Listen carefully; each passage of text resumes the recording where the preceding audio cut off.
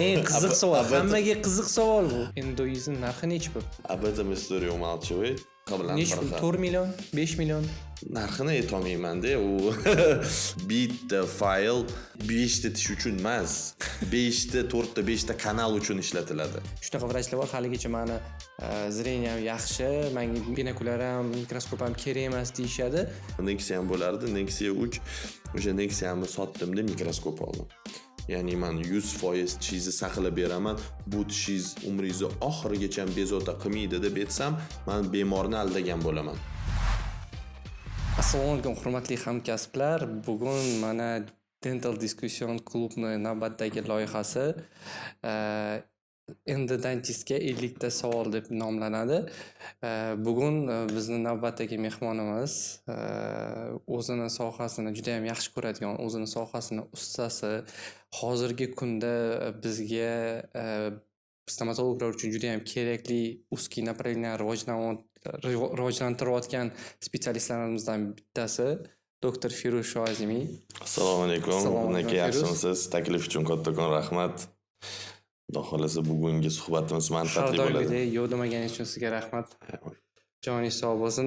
Bugun juda ham qiziqarli savollar tayyorlab keldim. Nafaqat menga, balki ko'plab yurtimizdagi stomatologlarga qiziq bo'ladigan umiddaman. Eng asosiysi o'zingiz har doim ikkalamiz gaplashganimizdagi rost lo'nda qisqa javob bersangiz bo'ldi. Videoni boshlashimizdan oldin hamkorlarimiz to'g'risida aytib o'tib ketmoqchi edim. Bu loyihamizning eng asosiy bosh homiysi Dentmed kompaniyasi. Dentmed kompaniyasi anchadan beri o'zi narsalar olaman men ham, chunki ularda eng assortiment ko'p, sertifitsirованный mahsulotlar, eng asosiysi ular butun respublikamiz bo'ylab magazinligi bor va dastlabki xizmatlari ham juda ham yaxshi ishlaydi. Shuning uchun kim bilmasa Dentmed kompaniyasini Instagramiga obuna bo'linglar va Dentmeddan narsalar zakaz qilsanglar, bu proyekt yanada ko'proq umr yashab, ko'plab qiziqarli sonlar chiqadigan umiddamiz.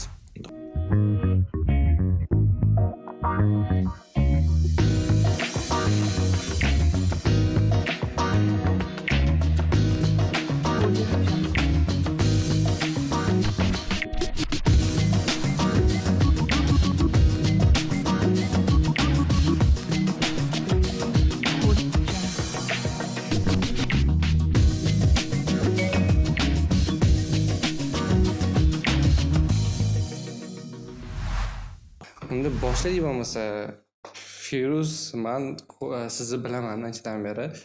Ko'pchilik hamkasblarimiz bilishmaydi. O'zingiz haqingizda qisqacha aytib bering. Ya'ni bog'cha paytida tug'ilishingiz shart emas. Umuman qisqacha doktor Firuz deganda kimni tushunish kerak? Men vrach endodentist mikroskopistman. Hozirgi kunda Toshkent shahrining Yunusobod tumanida joylashgan tish implantatsiya markazida ishlayman. Vrach endodentist mikroskopist bo'lib, endi bu qanaqadir paradoks deb eshitilishi mumkin. Implantatsiya sentrida vrach endodentist mikroskopist. O'zim ham juda ham boshida qanaqadir hayron bo'lar, qanaqa bo'lar ekan degan savol ham bo'lardi. Lekin xudoga shukr, hozirgi kunda endi ko'plab o'sha yerda ishlaydigan vrachlar, ya'ni o'zimga yaqin hamkasblarim, do'stlarim tish olishdan oldin endi hozir maslahatlashadigan bo'lib qolishdi. Ular qatori men ustozlarim ham bor. Shunaqa.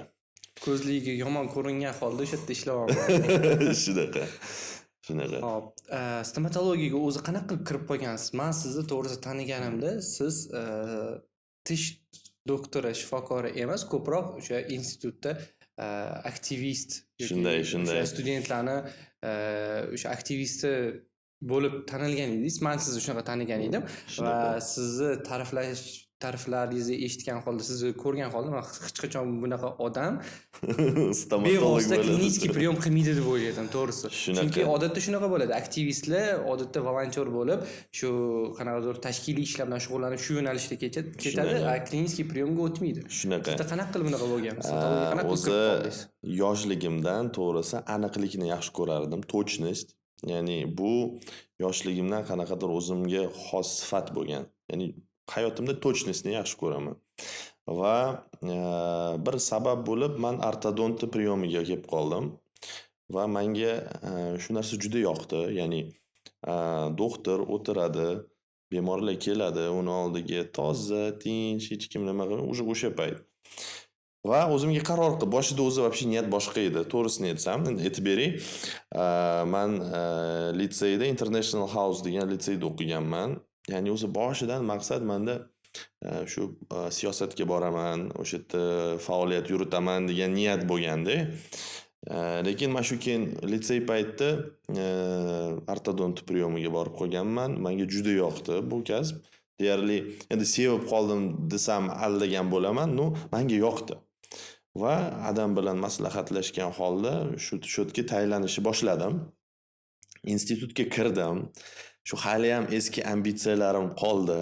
Ya'ni men shu siyosatga boraman degan maqsadlar baribir ko'z oldimda turuvdi.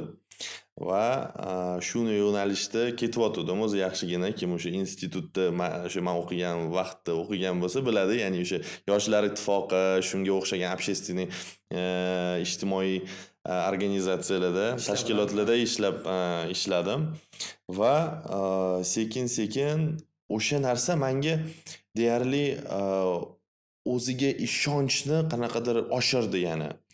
Bilasizmi, bu qanaqadir boshqacha eshitilishi mumkin hozir, lekin imенно aynan o'sha yerda men katta tajriba ortdim. Ya'ni katta tajriba, hayotiy tajriba. Ya'ni odamlar bilan qanaqa suhbat qilish, odamlarning oldida qanaqa gapirish va hokazo.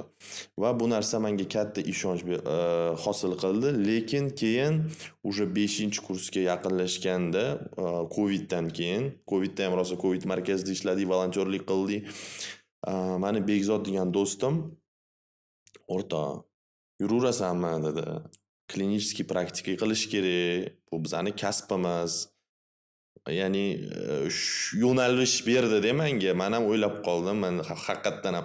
Va har doim otam har doim menga aytardilar. Ya'ni Firuz, birinchi navbatda sen kasbingni yaxshi o'rgangin. Nima qilasan sen? U to'g'ri, u o'z yo'nalishiga u ham yaxshi, lekin birinchi navbatda yaxshi ustozga tushib olib, kasb va keyin o'sha shu Muzaffar Karimov degan vrachga tushib, o'shalarda boshladim. O'sha yerdan shogird bo'lib, nima qilishni o'rganishni boshladim. Shunaqa va sekin-sekin shu klinikiy praktikaga kelib qoldim, Xudoga shukr. Hozir bizga ham kimdirlar salla ham o'tirib olib nima qilsalar, undan ko'ra ishlasalaring bo'lmaydimi, ishlaring yaxshiroq qilsalaring bo'lmaydi deyishayotgandir. No, bunaqa proyekt bizani yurtimizda kerak deb o'yladim, chunki 100%. ko'pchilikda faqat ijtimoiy tarmoqlar orqali sizni kuzatishadi, qanaqadir savollar berishga uyalishadi, berishmaydi, tanishmaydi. O'shaning uchun ozgina bo'lsa ham o'sha stomatologiya olamida hamma bir-biriga tanish bo'lib, yaqinroq bo'lsa, o'sishimiz menimcha tezroq bo'ladi. Xo'p, siz Muzaffar Karimov oldilariga borib shogird tushdimda, o'z ishi klinikiy vrach bo'lib, vrach specialist bo'lib, stomatolog bo'lib ishni o'sha yerda boshlagansiz? Qayerda birinchi bo'lib boshlagansiz? O'sha to'g'risida gapirib bering. Qanaqa sharoitlarda boshlagansiz? Yangiyo'l shahrida, ya'ni Toshkentda emas, Yangiyo'l shahrida o'sha alohida stomatolog bo'lib o'sha yerda faoliyatimni boshladim. Ungacha men o'sha Muzaffar Karimov bilan ular oldimda o'tirib, ustoz sifatida menga so'chun bemor keladi, birga bemorni qabul qilib, yo'nalish ko'rsatib nima qilardilar va o'sha payt o'sha yosh katta odamlar aytishgan, ko'p ustoz oldida ham ko'p yurib bo'lmaydi. Ya'ni sen tezroq chiqib ketsang, o'sha o'zingni hozir endi qanaqa mana ko'pchilik vrachlar ustoz oldida yuradi. Ustozim oldimda bor-ku, hozir nimadir осложнение qilib qo'ysam, ustozim nima qiladi-da? Поддержка qilib yuboradi. Ustoz ya'ni mabodo осложнение bo'lib qolsa yordam berishi mumkin. Men shu narsadan nima qilib, Yangiyo'l shahariga borib, o'sha yerda ishlashga boshladim. O'sha yerda Zubnaya feya degan klinika bo'lardi. Zubnaya feya qanaqadir to'yxonani oldida o'sha yerda ishlardim, Botir aka degan odamning qo'llarida. Shu odamda ishladim, yarim yilcha ishladim, yolg'on bo'lmasa. Keyin o'sha yerdan Toshkent shaharining Yunusobod tumanida joylashgan bitta nazvaniya esimda yo'q, uzr ming bor so'rayman. Shu Yunusobodda ishladim. Yunusobodda ishlab, keyin o'sha Qorasuvda уже уверен bo'lib qora suvda Yangi ish yo'lda siz faoliyatim ishni boshlagansiz, Da. o'sha yerda уже spetsialist bo'lib, keyin уже keyin Yunusobodga ko'chdim. ko'chdim, keyin Yunusobodda ozgina ishlab, keyin Qorasuvda o'sha Bekzod degan o'rtog'im, keyin Shohruh Karimov degan o'sha yerda biz birga ishladik. Keyin Shuncha hamma shunaqa. endodentistlar yangi yo'lga borib, bilimini oshirib, endodentist bo'lib keladimi? Man qaysi endodentistdan so'ramasam, yangi yo'lda ishini boshlagan Endi yangi bo'ladi. yo'lda o'zi kuchli endodentist bor Endodentistlar edi, Odil aka, kuchli, Odil Odil aka, akamiz ular bolalar kuchli. biz hali o'sha yoshlar ittifoqida hay deb yurgan paytimizda ular qiyin O'sha qiyin ular endola oldilaridan qilardilar. juda ko'p kuchli endodentistlar chiqadi. Shunaqa, shunaqa. Shunga aytaman. Yosh spetsialistlarga ishni boshlash uchun частный praktikadan sразу klinikalardan boshlagan ma'qulmi yoki qanaqadir poliklinika yoki uzoq o'sha odamlar aholi kamroq joyga borib, o'sha yerda qo'lini o'rgatib turib, keyin katta dargohga, katta klinikalarga ishga kirgan yaxshimi? Juda zo'r savol-da mana shu. Qayerda boshlash kerak yosh spetsialistlar ishini? Man har doim aytaman, количество качествоga ta'sir qiladi. Ya'ni man ming bor uzr so'rayman auditoriyadan ham rus maktabi bitirib, ruscha to'liq umrim ruschada o'tganda, endi hozir qattim kurashyapman, hamma o'zbek tilida gaplashaylik Manda deb. ham shunaqa, o'shaning uchun Agar kommentariyada yozib mobodo yurmanglar. agar mobodo rus so'zlar qo'shilsa, man Terminlar harakat qo'shilsa, qilyapman, da. o'z ustimda ishlayapman hozir va to'liq o'zbek tiliga o'tyapman, Xudoga shukr. Endi Feruz, gapingiz uzr da. bo'ldi. Qanaqa tilda gapirishingizni farqi yo'q. Glавныйsi bizani auditoriya tili tushunishsa bo'ldi. Chunki til bu просто bir-birimizga Spособ, tushuntirish. instrument, da, Kim albatta. qanaqa tushunish, u o'zi To'g'ri. agar xohlagan odam xohlasangiz Xitoy tilida gapiringiz ham tushunib oladi kerak bo'lsa. To'g'ri. Shuning uchun bemalol To'g'ri, gapiravering. to'g'ri. Rahmat Spokойно kattakon. gapirsangiz bo'ldi. Eng muhimi количество emas, качество. Ya'ni agar biz mana shunaqa poliklinikada yoki misol uchun boshqa joyda ishlasak, u yerda количество ko'p bo'ladi. To'g'ri, odam ko'p o'rganadi, lekin o'sha joyda boshidan качествоga e'tibor bersa, u undan ham zo'r bo'ladi. Ya'ni nima demoqchiman? Ko'pincha poliklinikada ishlaydigan vrachlar, mana bunaqa ko'p potok patsient bor joyda ishlaydigan vrachlar aytadi, bizda narx ko'tarmaydi. Misol uchun elementarni kafirdan ishlatish uchun ko'tarmaydi. O'shaning uchun men o'ylayman, agar imkon bo'lsa, boshida imенно качествоga e'tibor berish kerak emas. Qayerda ishlashdan qat'iy nazar, ya'ni biz ko'proq sifatga e'tibor berishimiz kerak. Sifatga biz qachon e'tibor beramiz? Endi bu logichik tsepочка bo'ladida, qachonki biz bir patsient bilan yarim soat 20 minut emas, 1 soat, 1,5 soat, 2 soat ishlasak, shunda bizda sifat bo'ladi. Bu afsuski, lekin haqiqat. Bu haqiqat. Poliklinikalarda endi bilishimiz bo'yicha unaqa sizga vaqt berishmaydi. Shunaqa. Bitta patsient bilan ishlash uchun ko'p klinikalar ham даже bermaydi. Chegaralab qo'yishadi. Shunaqa. Mana plomba qo'yishga manimcha vaqt ketkazasan, udaleniyaga manimcha, nerv Xuddi tishini shunday. olish uchun endodontiyaga manimcha vaqt. Xuddi Bu shunday. qanchalik to'g'ri? Men o'ylayman, Endi buni ish boshlayotgan spetsialist uchun aynan bu juda ham katta bosim bu manimcha. bosim, juda katta bosim va men shunday bosim ostida ishlaganman ham. O'sha Yunusobodda deganim shunaqa bosim bo'lgan, ya'ni juda qattiq Qanaqa условия sharoitlar bo'lgan. Sharoit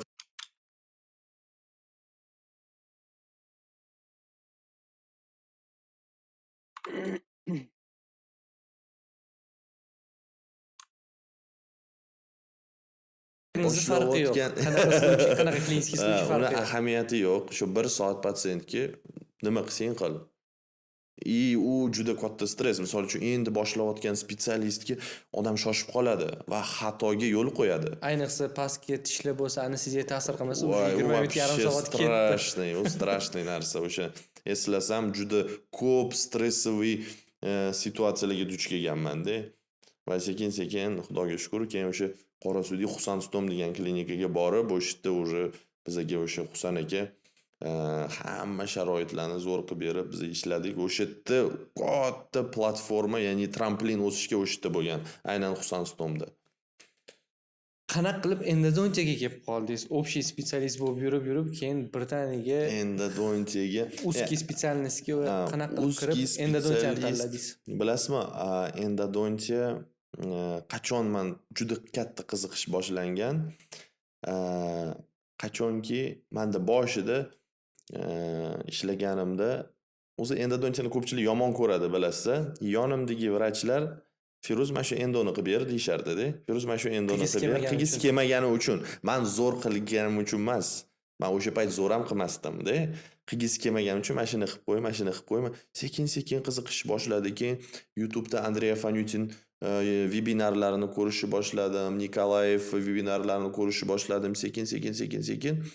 Keyin Ilya Merga duch keldim. O'zim ustozimga Ilya Mer shu endodonsiyada meni rivojlanishimga sababchi bo'lgan odam, o'sha odam. Shu Ilya Merga duch keldim, ularning vebinarlarini ko'rdim. Solomonov kitobini o'qib va Ilya Mer kelgandan biz uni Bekzod aka Asadov bilan birga Toshkentga taklif qildik va o'shandan keyin o'sha Ilya Yakovlevich bilan yaxshi qanaqadir do'st bo'lib qoldik va shundan keyin shu endodonsiyaga juda qattiq kirib ketdim. Ya'ni endodonsiyada nima kitob bo'lsa o'shani o'qishga harakat qilardim. Endi eng ko'p yoqadigan kitob menimcha hali u haqida gapirishsak kerak. Eng yoqadigan kitob Rikuchi kitobi menda bo'lgan va hali ham shunaqa. Hozir Dominika Rikuchi yangi kitob chiqazaman deyaptilar, endi kutyapmiz xudo xolasa. Endodonsiyada birinchi topgan pulingiz endo qilib eslaysizmi? Necha pul topgansiz? Esimda bor, aniq. U 200 ming so'm bo'lgan. Qanaqa Va chiqib o'sha olgansiz? payt menga shu 200 ming so'm men uchun qanaqadir millionlar Qadrli deb tuyulganda, tuyulganda. ishonasizmi? Juda ham millionlardek his qilganman, millionlar zarobat qilganman, lekin o'sha payt уже tushunganman, то что doktorning pulga muhtoji bo'lmasligi kerak. Ya'ni misol uchun odam ishi uchun kam pul olsa, u ko'proq, ya'ni yana o'sha kolичествоga qo'shimcha ish qidiradi yoki patsiyenti tez ko'payadi, soответственно sifat tushadi. Undan ko'ra sal qimmatroq ishlab, sifatliroq. Endi biz balki noto'g'ridir hozir sifatni narx bilan bog'lash, chunki biz oddiy materiallar bilan yaxshi narsa qila olamiz. Prosta demoqchiman, bu xohlamasak, bu narsa ta'sir qiladi odam uchun, doktor uchun. O'shaning uchun o'sha payt уже bilganman, yo'q, men sal boshqacharoq podxod qilaman bu narsaga. Endodontist bo'lish oson ekanmi? Endodontist bo'lish, bilasizmi, oson ham deb bo'lmaydi. Chunki katta mas'uliyat. O'zi tegi doktor bo'lish katta mas'uliyat-da. Kim bo'lishidan qat'iy nazar, ortopedmi, ortodontmi, xirurgmi, xuddi hamma qatori juda katta mas'uliyatli. Bitta no tarafi bor, bizning bemorlarimiz biz qilayotgan ishni ko'rmaydi. Bitta shu tarafi bor. Ya'ni men o'tiraman 2 soatdan 3 ta посещение, bitta tishni qayta davolayman-da, bemorda уже savollar paydo bo'lishni boshlaydi. Estetik hech nima o'zgarmagani uchun patsient nimaga o'lyapti o'zi deydi. Nimaga unaqa ko'p? Lekin Xudoga shukr, уже mana boshida konsultatsiyada hozir hamma bemorlarga batafsil hamma narsani tushuntirib nima qilyapmiz. Agar shu tomonlama o'ylamaydigan bo'lsak, lekin boshqa tomonlama men shu ishimda mazza qilaman va qanaqa 2 soat o'tganini ham bilmayman, to'g'risi. O'sha menga o'sha assistentim aytadi, "Naryoqda keyingi bemor keldi" deydi. O'sha bildim, chunki bitta bemor 2 soatga yoziladi-da, bildim, bo'ldi, o'sha keldi deyman. Tugatish kerak degan keladi. Qanaqa qilib yosh spetsialistga, ish endi boshlayotgan spetsialistga kanalga endo qilish qo'rquvini yengib o'tsa bo'ladi? Chunki bu narsa menda ham bo'lgan. Bu hammada bo'ladi. Hammada bo'lgan. Chunki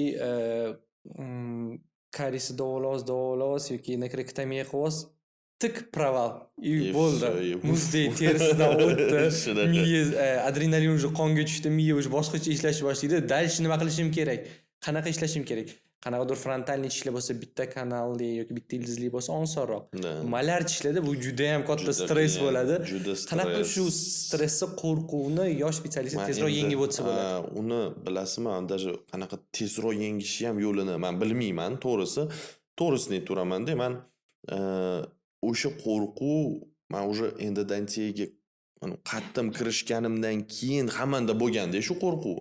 Ya'ni hozir instrument Apex'da sindirib qo'yaman, ishimni nima qilaman, misol uchun ko'paytiraman degan qo'rquv baribir o'sha yaqin kunlargacha bo'lganda bu qo'rquv. Buni endi bitta yagona yo'li o'z ustida ishlash, boshqa hech qanaqa yo'li yo'q. Ya'ni odam bitta ishni har kuni qursa, уже odam biladi-da, nyuanslarini biladi, уже u qo'rquv sekin-sekin ketadi. Bitta shu yo'l. Ya'ni fantomnida trenirovka qilish, udalenniy tishlarda trenirovka qilish, dostuplarni to'g'ri ochish. Ya'ni mana shu narsaga juda katta e'tibor berilsa, menimcha qo'rquv ketadi. Demak, endi ishi boshlayotgan vrach bevosita patsientlarda emas, fantomlarda birinchi olingan tishlarda trenirovka qilib, o'zini manualni oshirib, keyin bevosita patsient bilan ishlagan Даже ma'qul deyapsiz. ishlaydigan vrach ham men o'zim udalenniy tishlarda trenirovka haligacham qilaman. Menda shogirdlarim keladi, shogirdlarim bilan birga o'tirib, kerak bo'lsa instrument chiqazaman, kerak o'zim ham o'sha udalenniy tishlarda ishlayman. Hali ham. Bu manuальный навык, над которым нужно работать, да? Misol uchun это must have, да? Я считаю, я так считаю, да? Shunaqa. Nima deb o'ylaysiz? Endodontist uchun meditsinani asosi, bazasi hisoblangan fanlar mikrobiologiya, biokimiya, fiziologiya, anatomiya kabi fanlarni bilish shartmi yoki yo'qmi? 100% shart. 100% shart. Har Chunki doim hozir ko'p aytaman. yoshli uzr gapingizni bo'ldim. Ular misol uchun menga ham shogirdchamiz deb kelishganda, sizda ham balki shunaqa bo'lar. Men ular bilan savol javob qilganimda, shunaqa fanlarni bilasizlarmi, o'qiysizlarmi desam, "Yo'q, fanlar to'g'risi qiziqish yo'q, u narsa yoqmaydi. Shu tezroq ishni o'rganib, tishni davolashni o'rgansak yaxshi bo'lardi. O'shani o'rganishga kelmoqchiman" deydi. Уже yosh stomatologlar, yosh vrachlarimizda shunaqa fikr paydo bo'lyaptiki, tezroq o'sha 4-5 kursga yetib olsam, tezroq ishni boshlasam bo'ldi. Qolgani men 1-2 kursdagi fanlar kerak emas degan noto'g'ri tushuncha hosil bo'lyapti-da ko'plarda. 100%. O'shaning uchun sizdan so'rayapman. 100% men o'sha fanlarni yaxshilab o'rganish tarafdoriman. Bunga sabab men har doim aytaman, o'sha shogirdlar keladi oldimga aytaman, sizlar hunarchi emassizlar. Ya'ni sizlar agar shu hunarni o'rganmoqchi bo'lsanglar, borib kufshinlar yasashni o'rganinglar yoki nimadir, lekin odamni sog'lig'i bilan sizlar hunarchi bo'lishga haqqinglar ham yo'q. Ya'ni biz har bitta qilayotgan harakatimizni, endi aynan endodontiya haqida gapiryapman, na клеточном уровне bilishimiz kerak. Mana hozir men shu apexgacha bormasam nima bo'ladi? Yoki apexgacha borsam nima bo'ladi? Bu yerda nima jarayon ketadi? Hozir misol uchun men зараженный dentinniy opilkalarni periapikal to'qimalarga chiqarsam, bu yerga qanaqa kletkalar keladi? Shuni hammasini bilishimiz kerak. Va bu narsani bilganimizdan keyin haligi ishonch haqida, ya'ni o'zida bo'lgan ishonch u oshib boraveradi. U boshida qaytanga ko'proq qo'rquv bo'ladi, chunki qancha ko'p narsani bilsangiz, shuncha ko'p qo'rqasiz, осложнениялар. Lekin uni sekin-sekin u narsa ham yo'qoladi. Ya'ni siz уже nima qilasiz? Uverin bo'lasiz, ha. Men o'ylayman, o'sha har bitta qilayotgan ishimizni, harakatimizni aynan o'shaning uchun odamlardachi boshqa doktorlarda ham мнение paydo bo'lganda, stomatolog не врач, zub не organ degan, ya'ni biz o'zimiz bunga aybdormiz. O'zimiz bu qancha, men hech kimni kamsitmoqchi emasman, qancha texnik bor. Shunda obrazovaniyasiz nima qiladi? Patsientlarni qabul qiladi, misol uchun. Bor shunaqa odamlar. Yo'q, texniklar emas, ko'p institut bitirgan vrachlar ham именно shu fanlarga bee'tiborsizlik bilan qarashadi va patsientlarga shu jarayonni endodontik, shu periapikal to'qimadagi qanaqadir patologik jarayonlarni to'g'ri tushuntirib berisha olmaydi. Bu yerda sizni tishingizda ozgina o'zgarish bor, vоспаление bor ekan, kattaroq ekan, rentgenda katta ekan, значит olib tashlaymiz. Kichkinaroq ekan, davolab ko'rsak bo'ladi. U proses nima sabab bo'lgan etiologik faktorlarni уже vnikать qilishmaydi. Shu sabab menimcha buni tegi qayerda yotibdi? U tegi o'sha bilmaslik, shu fanlarni bilmaslikda. Meditsinskiy bazani o'tib ketayotganligimiz. Bu juda ham kerak fanlar deb o'ylayman, chunki siz aytganingizdek, birinchi navbatda biz vrachmiz, a vrach kliniskiy mishleniyaga ega bo'lishi kerak. Da, faqat to'g'ri borib kelish emas, chapga, o'ngga yursa nima bo'lishini bilishi kerak. Endodontiya bo'yicha qanaqa kurslarga borgansiz? Qaysi kurslar sizga yoqqan va men yosh spesialistlar uchun qaysi kurslarga borishni taklif qilasiz? Chunki yosh spetsialistlar birinchidan mana o'zimdan misol qilib aytadigan bo'lsam, endi ish boshlaganimda kurslarga borishga to'g'risi ortiqcha umuman pul yo'q. Yoki materialga tikishingiz kerakli narsaga, o'zi patsientga ham yosh spetsialistda. Yoki kunlik xarajatingizga ishlatishingiz kerak. Bu yerda еще qanaqadir kursga borishingiz kerak. Ko'p holatlarda qanaqadir keraksiz emas, qanaqadir foydasi kamroq bo'lgan kurslarga borib qo'yib, kurslar значит shunaqa ekan deydi, umuman kursga bormay ham qo'yishadi. Shuning uchun qanaqa kurslarni mana siz maslahat berasiz yosh spetsialistlar borishi uchun? O'zi yosh spetsialistlarga, misol uchun endi ishni boshlayotgan spetsialistlarga men har doim tavsiya etaman. Ya'ni bizda o'zi katta platforma bor, YouTube degan. O'sha tekin informatsiya endi обесценивается deymiz-ku, o'sha tekin informatsiya bor-da, u juda qimmat informatsiya o'sha. O'sha yerda tekin informatsiya juda qimmat informatsiya. Men har doim aytaman, birinchi ishni boshlash kerak. Ishni boshlagandan keyin savollar paydo bo'lishni boshlaydi. Ya'ni albatta birinchi qanaqadir baza bo'lasiz, ustoz oldida yurasiz, kitob o'qiysiz, keyin ishni boshlaysiz. Ishni boshlagandan keyin yana savollar paydo bo'ladi. O'shandan keyin kursga borish kerak. O'sha savollarga javob topish uchun. O'sha savollarga javob topish uchun. Misol uchun hozir odam hali ishlamay turib birdan kursga borsa, hech nima olmaydi. Да, по перелечиванию корневых каналов, да, по излечению инструментов deylik, kursga borsa, hech narsani tushunmaydi-da. Bazaviy endodontiyaga borish kerak, misol uchun boshida deylik, o'sha bazani, lekin o'sha boshida YouTube'da ham o'rgansa bo'ladi. Keyin o'sha bazada ishlagandan keyin o'tda savollar paydo bo'ladi. Keyin o'sha bazaviy endodontiya bo'yicha qanaqadir individual kursga yoki групповой kursga borsa bo'ladi, o'sha воочию savol berish uchun. Men shuni tarafdoriman. Ya'ni просто так слепо. И насчет качества курсов, ya'ni hozir har xil ko'p kurslar bor, misol uchun men aytmoqchimanki, odam o'zi tanlab, bilib, surishtirib borish kerak. O'sha tanlash, bilishga qiynalganligi uchun men sizga savol beraman, kimlarni kursini tavsiya etardingiz? Men endi o'zim borgan kurslarimni aytaman. Men eng zo'r 3 ta kurs endodontiyadan siz borgan. Однозначно birinchisi bu Dominika Rikuchini kursi. Ikkala moduli hammi? Ikkala moduliga ham borganman, xudoga shukr. Men ham borgan edim. Keyin Ilyamerning kursi однозначно. Ilyamerning ham 3 moduli ham birlamchi endodontiya, перелечение апикальная микрохирургия. Va menga yana yoqqan kurs bu Valid Kurdini kursi. Valid Kurdi yaqinda Toshkentga keluvdi. Uni ham kursi juda qiziq. To'g'risi, men boshqa qanaqadir immunitiv vrachlar kelgan Toshkentga, ularning ham kursiga borganman, lekin men shu 3 ta odamning kursi haqiqatdan ham juda ham zo'r kurslar bo'lgan va men prямо впечатлениyalar juda qattiq bo'lgan. Endi qarang, aytasiz, YouTube tarmog'ida свободный доступda informatsiyalar juda ko'p. Haqiqatda shunaqa, men ham YouTubedan juda ham ko'p informatsiya, ko'p narsa o'rganganman. Lekin qancha пространство свободный informatsion polе katta bo'lsa, shuncha kerak emas informatsiyalar ham ko'p bo'ladi. Bu informatsiyalarni qanaqa qilib filtrlash mumkin? Qanaqadir informatsiya. Mana yosh spetsialist bilmaydi, kiryapti, tam endodontiyadan shunaqa prezentatsiya yoki shunaqa vebinarlar bor.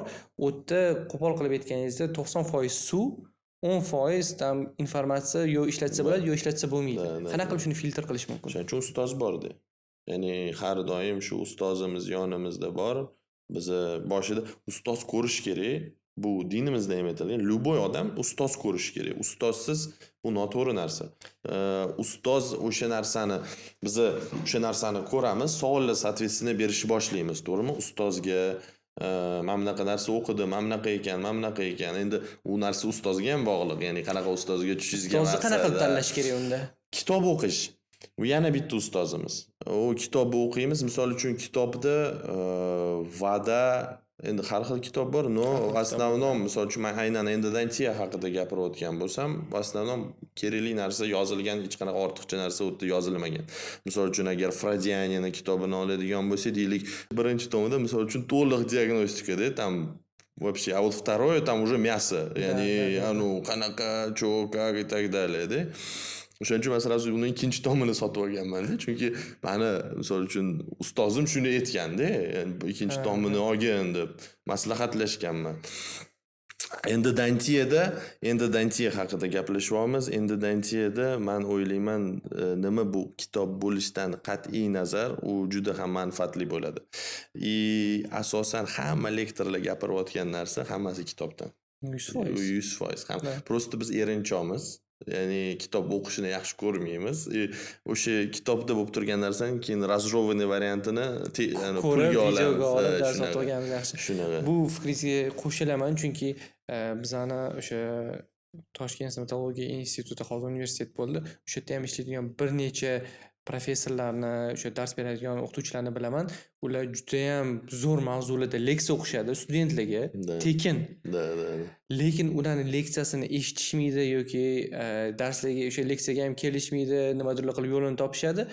Vaholanki o'sha informatsiyani kimdir pulga sotayotgan bo'lsa, qanaqadir kursda borib pul to'lab sotib olishadi.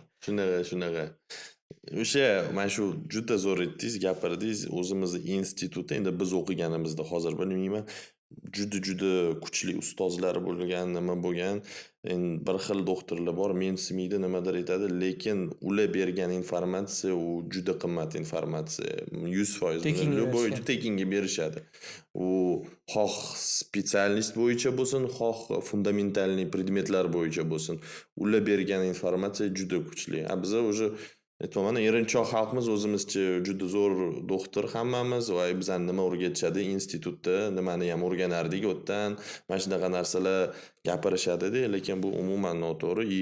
Umuman qanaqadir o'qituvchini, olim odamni orqasidan mana shunaqa gaplar qilish umuman noto'g'ri. Unaqa gapirib ham bo'lmaydi. Ertaga olimlar olim to'g'risida gapirib ham bo'lmaydi. Bo'lmaydi. Ertaga u avloddan olim chiqmaydi, unaqa odam gapiradigan bo'lsa. Keyingi qiziq mavzu, yosh spetsialist arendada sразу boshlagan yaxshimi ishini yoki foizga qattiqroq ishlaganmi? Foizga ishlash kerak boshida.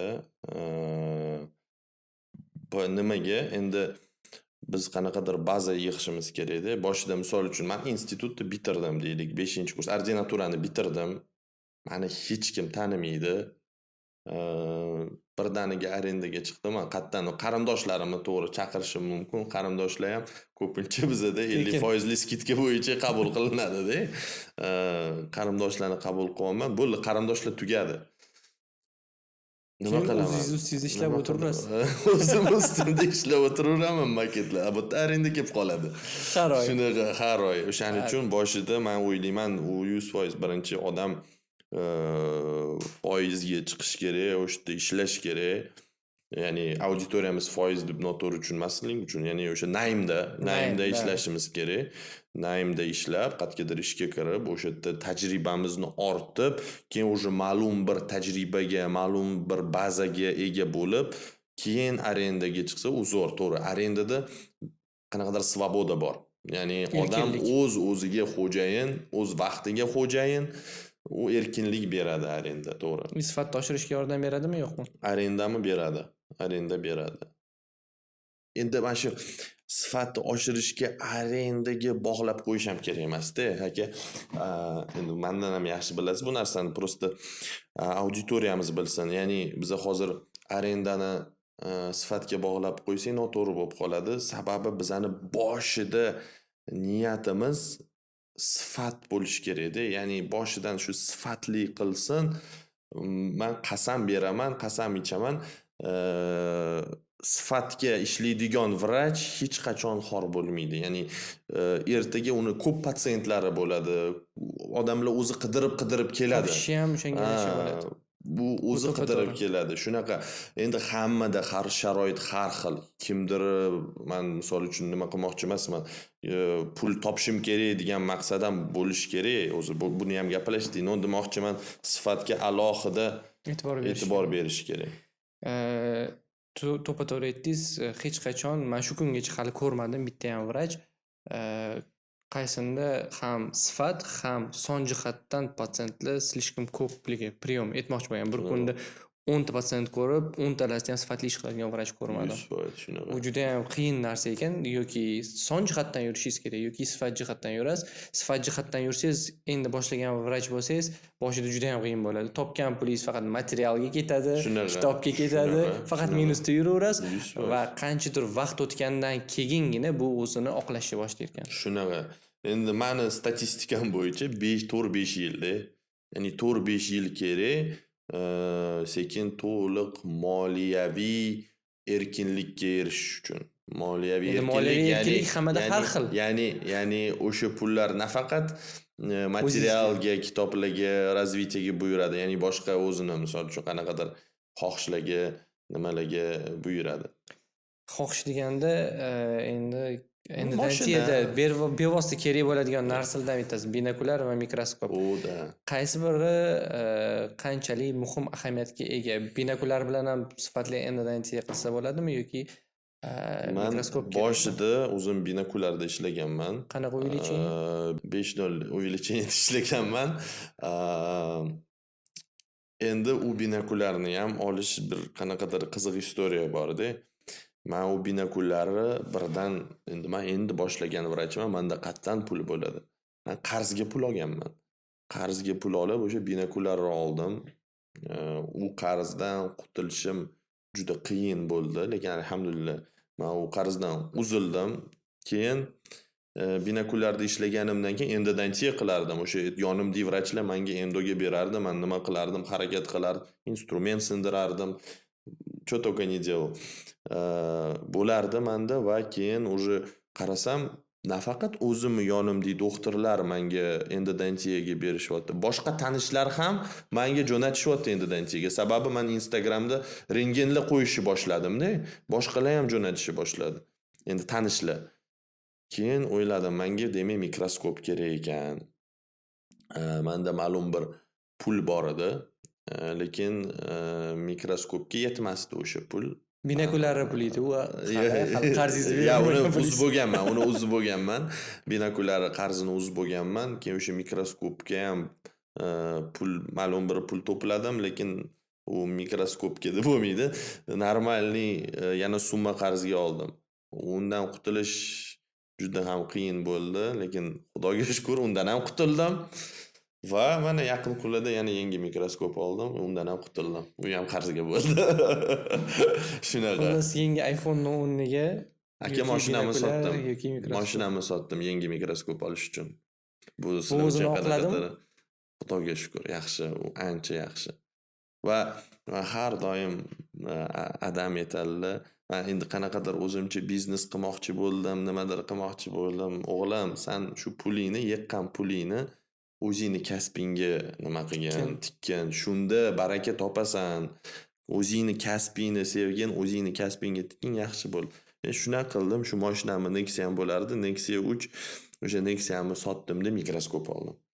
Yangi. Va yangi mikroskop sizga nima beryapti hozir? Yangi mikroskop Qanchalik новый mazza взгляд на qilib жизнь. Mazza qilaman juda. Men oldingi mikroskopim ham zo'r bo'lgan, yaxshi bo'lgan, lekin hozirgi mikroskopim bu уже sifati ancha yaxshiroq. Prям mazza qilaman. Yanada ko'proq mazza qilaman ishimdan. Shu joyda to'xtalib o'tib ketishimiz kerak, chunki haligacha men shuncha lektorlarimiz, shu O'zbekistonda o'zimizning lektorlarimiz har safar leksiyaligida optika to'g'risida alohida to'xtalib o'tishadi. Binokulyar, mikroskop to'g'risida, lekin haligacha bu temada juda ham ko'p savollar tug'iladi. Shunaqa vrachlar bor, haligacha meni zreniyam yaxshi, menga binokulyar ham, mikroskop ham kerak emas deyishadi. Men ularga aytaman, meni ham misol uchun zreniyam alhamdulillah yaxshi, haligacha 0. Har yarim yil tekshiraman, lekin kerak bo'lsa, не то что mikroskop, binokulyarsiz уже ko'p narsani ko'rmayman. Chiska qotganda ham bir xil toshlarni ko'rmayman. Shunaqa. Menda ham xuddi shunaqa. Da, binokulyarsiz ham ishlasangiz bo'ladi. No, juda ko'p narsani ko'rmaysiz. Sifatli ishlash uchun qilayotgan ishingizni birinchi navbatda ko'rishingiz kerak menimcha. Shunaqa, 100%. Ko'rmagan narsangizni ko'zingizni yumib ko'rsa. turib sifatli qila olmaysiz. Ikkinchidan, qilayotgan ishingizni ko'rsangiz, menimcha ishingizga bo'lgan motivatsiyangiz, yanada yaxshiroq ishlashga bo'lgan xohishingiz undan ham ko'proq bo'ladi. Va ishingizni ham maza qilishingiz ham ko'proq bo'ladi. Aytishadi, чем больше мы видим, тем лучше мы лечим. Xuddi shunaqa. Либо грамотный врач лечит то, что только видит. Da, shunaqa. Nimani ko'rsa faqat o'shani davolaydi O'shaning uchun grammatga vrach. u optika juda muhim narsa. Aynan bizani sohamizda endodontiyada endodontiya optikasiz men hozir tasavvur qila olmayman. Sifatli endodontiyani.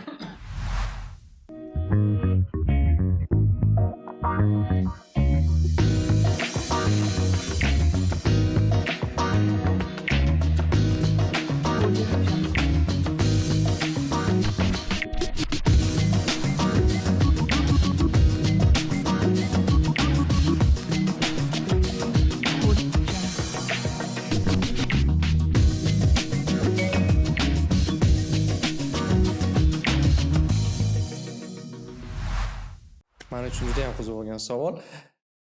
Mana endi hozir sekin-sekin bevosita endodontiyani ichiga kirib, sizni faoliyatingizga bevosita bog'liq bo'lgan savollar bo'ladi. Oxirgi payt juda ham ko'plab savollar tug'iladi, ayniqsa sizni ishlaringizni ko'rib, qilayotgan beznadёжный tishlarni saqlab qo'yotganingizni ko'rib, shunaqa tishlarni taqdirini kim hal qilishi kerak? Qaysi specialist hal qilishi kerak? Bu tish udalение bo'lishi kerakmi yoki перелечивание qilib olib qolsa bo'ladimi? Va qanchalik keyin bu xizmat qiladi? Komanda. Komandaga juda katta narsa bog'liq. Ya'ni bitta odam hal qila olmaydi bu ishni deb o'ylayman. Sababi biz bitta tishni nafaqat endodontik prognozini, balki ortopedический prognoz, parodontalniy prognoz juda muhim. Ya'ni bizda men ishlaydigan joyda aynan meni yonimda ortoped bor, meni yonimda implantolog bor. Biz shu uchalamiz maslahatlashib, ko'rib, tishga приговор yozamiz.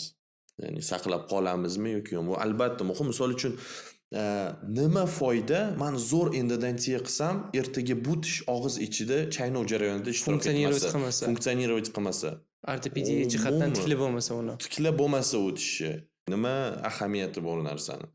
Ya'ni agar ertaga bu tish полноценно funksiyonировать qilmasa, men endodontiya qilmayman. Endodontiya qilmayman. Bo'ladi, kompromissniy keyslar bo'ladi, в любом случае bo'ladi. Misol uchun patsient rosa iltimos qiladi. Menga iltimos, menda ham bor unaqa keyslarni ham qo'yganman. Iltimos, menga shu tishimni saqlab bering. Buni saqlab bo'lmaydi, bu tishingiz ketadi, в любом случае deb tushuntirasiz. Yo'q, men shu qancha tursa tursin, mayli. Na поводу patsientda men hech kimga borishni tavsiya etmayman. Lekin bu yerda men aytdim, bu tishingiz udaleniyaga ketadi. Agar mayli IDS, ya'ni o'zingiz roziligingizni menga yozma ravishda bildirsangiz, mayli qilib ko'ramiz. Shunaqa narsalar yozdirasizmi patsientga? Yozdiraman, lekin asosan apikalniy mikroxirurgiyadan oldin, lekin hozir sekin-sekin endodontik praktikaga ham bu narsani kiritmoqchiman. Chunki men ko'proq bu narsani apikal mikroxirurgiyada осложнение bo'lishi mumkin. Ehtimolli yuqori bo'lgani uchun, chunki xirurgiyada.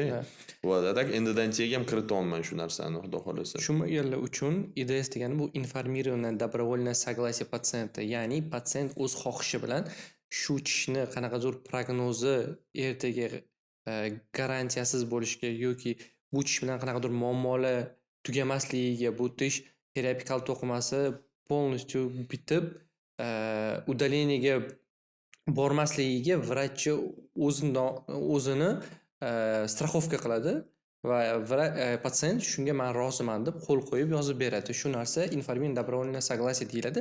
Bizda bunaqa juda ham ko'p ishlatilmaydi. Men bilishim bo'yicha, Rossiyada bu har bitta patsient qanaqa manipulyatsiya qilishidan qat'iy nazar shu narsani yozadi-da. Bizda ham shu narsa borib shunaqa bo'lishi kerak. O'shaning uchun sizdan so'radim. Va qanchalik patsientga o'sha qilgan ishingizga garantiya berasiz? Nima deysiz? Men garantiya so'rasa hech qachon bermayman. Men birinchidan prognozlar haqida aytaman. Ya'ni misol uchun qayta davolash bo'lsa, qayta davolashda prognozimiz 80%. Bu meni miyamdagi raqamlar emas. Bu ilmiy asoslangan statistika. Shuni ham bemorga gapirib beraman. Ya'ni sizdagi periodontitli tishlarni olishadi olimlar, mingtasini davolashadi, ma'lum bir protokol bo'yicha va o'rtacha statistik ma'lumotni chiqazishadi. Sizni vaziyatingizda 80% ehtimol bilan tishingizni saqlab qola olamiz. 20% risk bor, ertaga bu tishingiz yoki apikalniy xirurgiya bo'ladi yoki udaleniya bo'ladi implantatsiya bilan. Misol uchun agar bu tish udaleniyaga ketadigan bo'lsa, apikalniy xirurgiyani o'zim qilishimdan sabab man apikalniy xirurgiyaga 30% chegirma qilishim mumkin. Bitta shuni man va'da qilib bera olaman bemorimga. Ya'ni man 100% tishingizni saqlab beraman. Bu tishingiz umringizni oxirigacha bezovta qilmaydi deb aytsam, man bemorni aldagan bo'laman. Dunyoda kim unaqa etsa, odam aldagan bo'ladi. Yolg'onchi bo'ladi. O'zi yolg'onchi bo'ladi. Chunki bizga bog'liq bo'lmagan sabablarga ko'ra ham bu periodontit zajavlение bo'lmasligi mumkin. Shunaqa, ya'ni biz bilmaymiz, u bizda balki ekstraradikularniy infeksiya o'sha ildizning tashqari qismida yashayotib, qancha kanalni tozalamasak, u foydasi bo'lmaydi. Dominika Rikuchini ikkinchi moduli deydi. Adashmasam shunaqa keyslar juda ham ko'p ko'rsatdi. Ayniqsa o'sha bizda o'zimizdan tilda aytganda tishga attok berishadi-ku. Attok berayotganda fayl bilan kanalni nariyog'iga bitta chiqib kirib yorsang, o'sha apexni ochasan-da, keyin apex tashqarisiga yering bu yoqqa oqib tushish kerak deb aytishadi. To'g'rimi? Bu qanchalik to'g'ri birinchisi. Ikkinchisi, oldindan javobini balki aytib qo'yaman. Dominika Rikuchi o'sha keyslarda ko'rsatdi. O'sha faylni apexdan tashqariga chiqarganingiz o'zida nechtadir xil mikroorganizmni tashqariga olib chiqib qo'yishingiz mumkin va bu keyinchalik u periodontit hech qachon zajavlение bo'lmasligiga olib kelishi mumkin. 100% o'zingiz javob berdingiz. Bu narsaga men qat'iyan qarshiman. Ya'ni tishga attok berish bu umuman noto'g'ri narsa. Men nima qilishim mumkin? Misol uchun bo'ladi, yiringlagan tish, yiring kelyapti kanalning ichidan. Eksudat bor, chiqib yotibdi. Men shu bemor tishi ochib qo'yaman-da, kanaldan yaxshilab kengaytirib, yuvib, bemor o'tiradi 20 minutcha kafirdan bilan kresloda o'tiradi. Men borib kofe ichib kelamanmi, boshqa ishlarimni qilamanmi? Keyin 20 minutdan keyin kirib, qancha maksimal aspiratsiya qilib, haligi eksudatni kalsiga yopib o'raman-da va bemorga tushuntiraman. Bu narsa sizga o'sha обострение bor sizda, ishib ketish ehtimoli bor. Agar ishib ketadigan bo'lsa, biz kesib qo'yamiz milkingizdan. Bemorni oldindan ogohlantirib qo'yaman. Shu va ko'pincha bemorlar rozi bo'ladi va bunaqa narsalar o'zi menga ko'pincha ekstreniy patsientlar kelmaydi. Menda planoviy vizitlar bo'ladi, lekin hattoki planoviy vizitlarda ham periodontitlar asosan keladi. Bizda 5% risk bor obostreniyga duch kelish. Ya'ni xoh u asimptomatik apikal periodontit bo'lsin, men davolaganimdan keyin u simptomatikka o'tadigan bo'lsa, men buni ham oldini olib qo'yaman, ya'ni bemorga aytib qo'yaman, shunaqa ehtimol bor, lekin 95% holatda hamma narsa yaxshi bo'ladi va bu ham kitobda yozilgan. Ya'ni meni miyamdagi raqamlar emas. Biz hech nima o'qib to'qimayapmiz, o'qib chiqarmayapmiz. Shunaqa. Yoki o'ylab topmayapmiz. Bu hammasi kitoblarda yozilgan sifralar, ma'lumotlar. Shunaqa. Siz aytyapsiz 20 minutlar patsient kreslamda o'tiradi, 20 minut borib kofe ichib kelaman, choy ichib kelaman, hozir vrachlar o'tirib aytishyapti. U qachon ishlaydi unda? Kuniga nechta patsient ko'radi? 20 minutlar patsient kresloda o'tirsa, kuniga nechta patsient ko'rasiz? 4 ta maksimum. Maksimum 5 ta maksimum. Endodontist uchun bu juda ham ko'p. Ko'p. Chunki endodontiya oson ish emas. Shunaqa.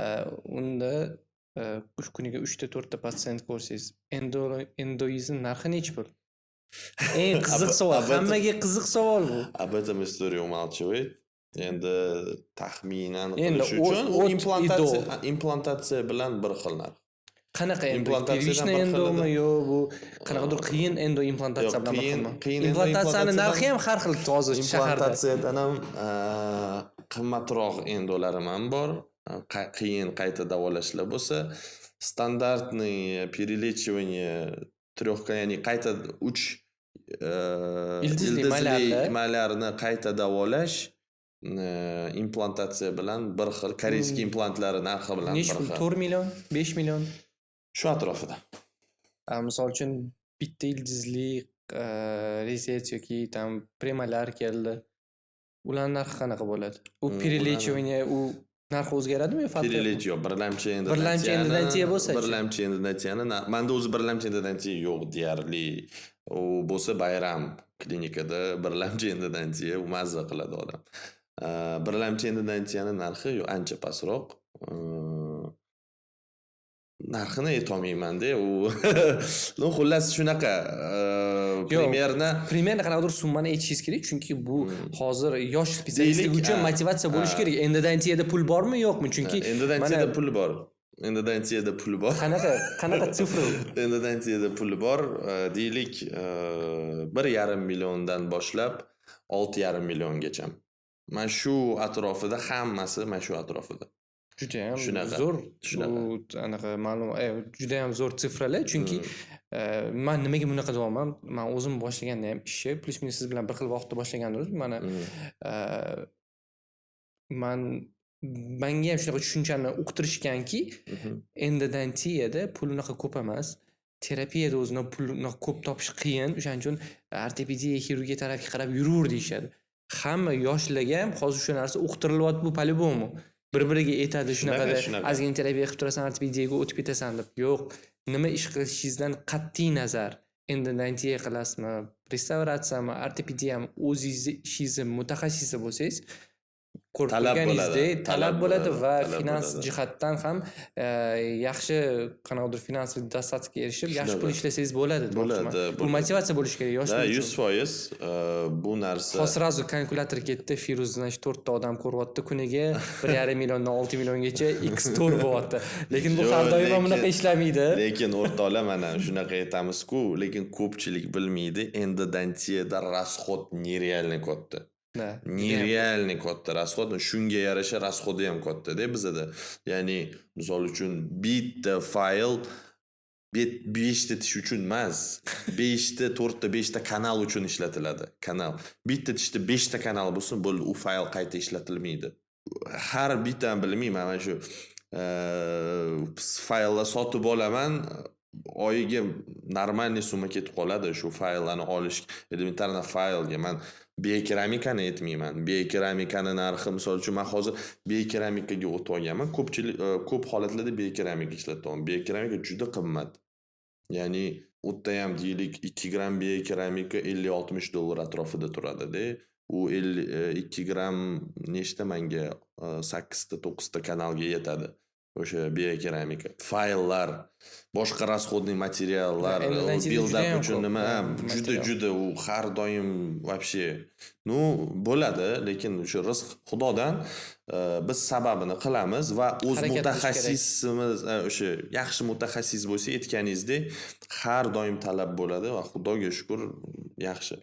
Nimaga hozir biokeramikaga o'tib oldingiz? Boshqa sillerlar? Yo'q, sillerlar ishlataman. Boshqa sillerlar, epoksidinovый siller bilan biokeramika ishlayman. Shu ikkita siller ishlataman. Asosan bir xil holatlarda bo'ladi. Sink oksid evginolniy siller ham ishlataman, lekin bez содержания glukokortikoidov. Shu asosan ikkita siller, lekin uchinchisi ham bir-biri bo'lib turadi. Lekin asosan hozir ishlatayotganim biokeramika, qanaqadir modniy trend bo'lgani uchun emas, ishlatilish bo'yicha juda qulay va oson va kichkina bo'lgan xatolarni kechiradi. Ya'ni qanaqadir kichkina xatolarni kechiradi bu narsa. O'shaning uchun qisqacha men tushundim endi biokeramika siller to'g'risida. Shu yosh spesialistlar uchun ham qisqacha tushuntirib o'ting. Biokeramika siller bu nima o'zi? Biokeramika siller boshqa sillerlarga qaraganda afzalligi kanalning ichida kengayadi. Qotgandan keyin ishadi. U degani usatka bermaydi. Usatka bermaydi. Strafovkasini olib, sizni kanalni teshigini shunaqa plotniyroq yopib beradi. Savol bo'lishi mumkin. Qanaqasiga biz u ish ketsa tish yorilib ketmaydimi degan, treshina xavfi oshadimi degan. Lekin bitta narsa bor, biz bu yerda buferniy zona sifatida gutaperchani ishlatamiz. Va shuni hisobiga treshina xavfi kamroq bo'ladi. Siz kanalni MTAga qaraganda biokeramika siller bilan emas, gutapercha ham qo'yasiz. Albatta, gutapercha bilan uni gutapercha bilan birga ishlatamiz faqat. Agar uni to'liq to'ldiradigan bo'lsak, unda treshinani xavfi katta bo'ladi, распламбировка вообще почти невозможный bo'ladi. Men endi biokeramika bilan emas, MTA bilan shunaqa keysga duch kelganman, ya'ni bemor menga boshqa doktordan, ortopeddan jo'natilgan rezarsin formalinli tish. Men endi terauchini kursidan chiqdim. Terauchi faqat MTA bilan ishlaydilar. Umuman guttaperchi ishlatmaydilar, faqat MTA bilan ishlaydilar. Nagluxa yo'polami? Nagluxa faqat MTA bilan. Endi men ham shu воодушевлиться qilib, ya'ni hozir men ham ishlatib ko'raman MTAni kanalni ichiga soldim. Ular qanday o'rgatgan bo'lsa shunaqa. Lekin u yerda endi men bitta MTAga bog'lamayapman treshina bo'lib qolganda o'tish. Bitta MTAga bog'lamayapman. No, lekin MTA ham o'tda katta rol o'ynagan, chunki o'tda treshina prям ildiz kanalining ichidan shunday kelyotdi. Men bu bemorni davoladim, endi o'zimcha voy zo'r bo'ldi, ortopedga jo'natyapman. Ortoped meni o'rtog'im Zabihilla, u odam juda u narsalarga требовательный menga rasm jo'natdi-da, bu nima deb. U tishni taqdiri nima bo'ldi? Yo'q, tish funksiyonirovать qilyapti. Doktor juda talantli doktorda, Zabihilla ortoped juda talantli ortoped, baptistniy metodlarni ishlatib, ya'ni BOPT usulida nima qilib, yaxshi nima qildilar. Terauchi MTA bilan to'liq yopadi kanallarni, u klinik diagnozga qarabmi yo'q? Qat'iy nazar любой kanal MTA bilan yopadilar. Endi o'tda mana biz ustoz Shohruh aka Niyazmetov bilan o'sha kursda o'tirdik birga. Biz endi ozgina hayron qoldik bu narsaga. Ya'ni ertaga haqiqatdan ham biz mana 100% prognozli tishimiz yo'q-ku. Ertaga misol uchun hattoki apikal mikroxirurgiya qilmoqchi bo'lsam, retrograd kanalga qilish qiyin. Juda qiyin bo'ladi. Deyarli невозможно bo'ladi-da. Shu narsaga aniq qildik, lekin u odamda bu narsa ishlaydi. Bu narsa misol uchun bu narsani ham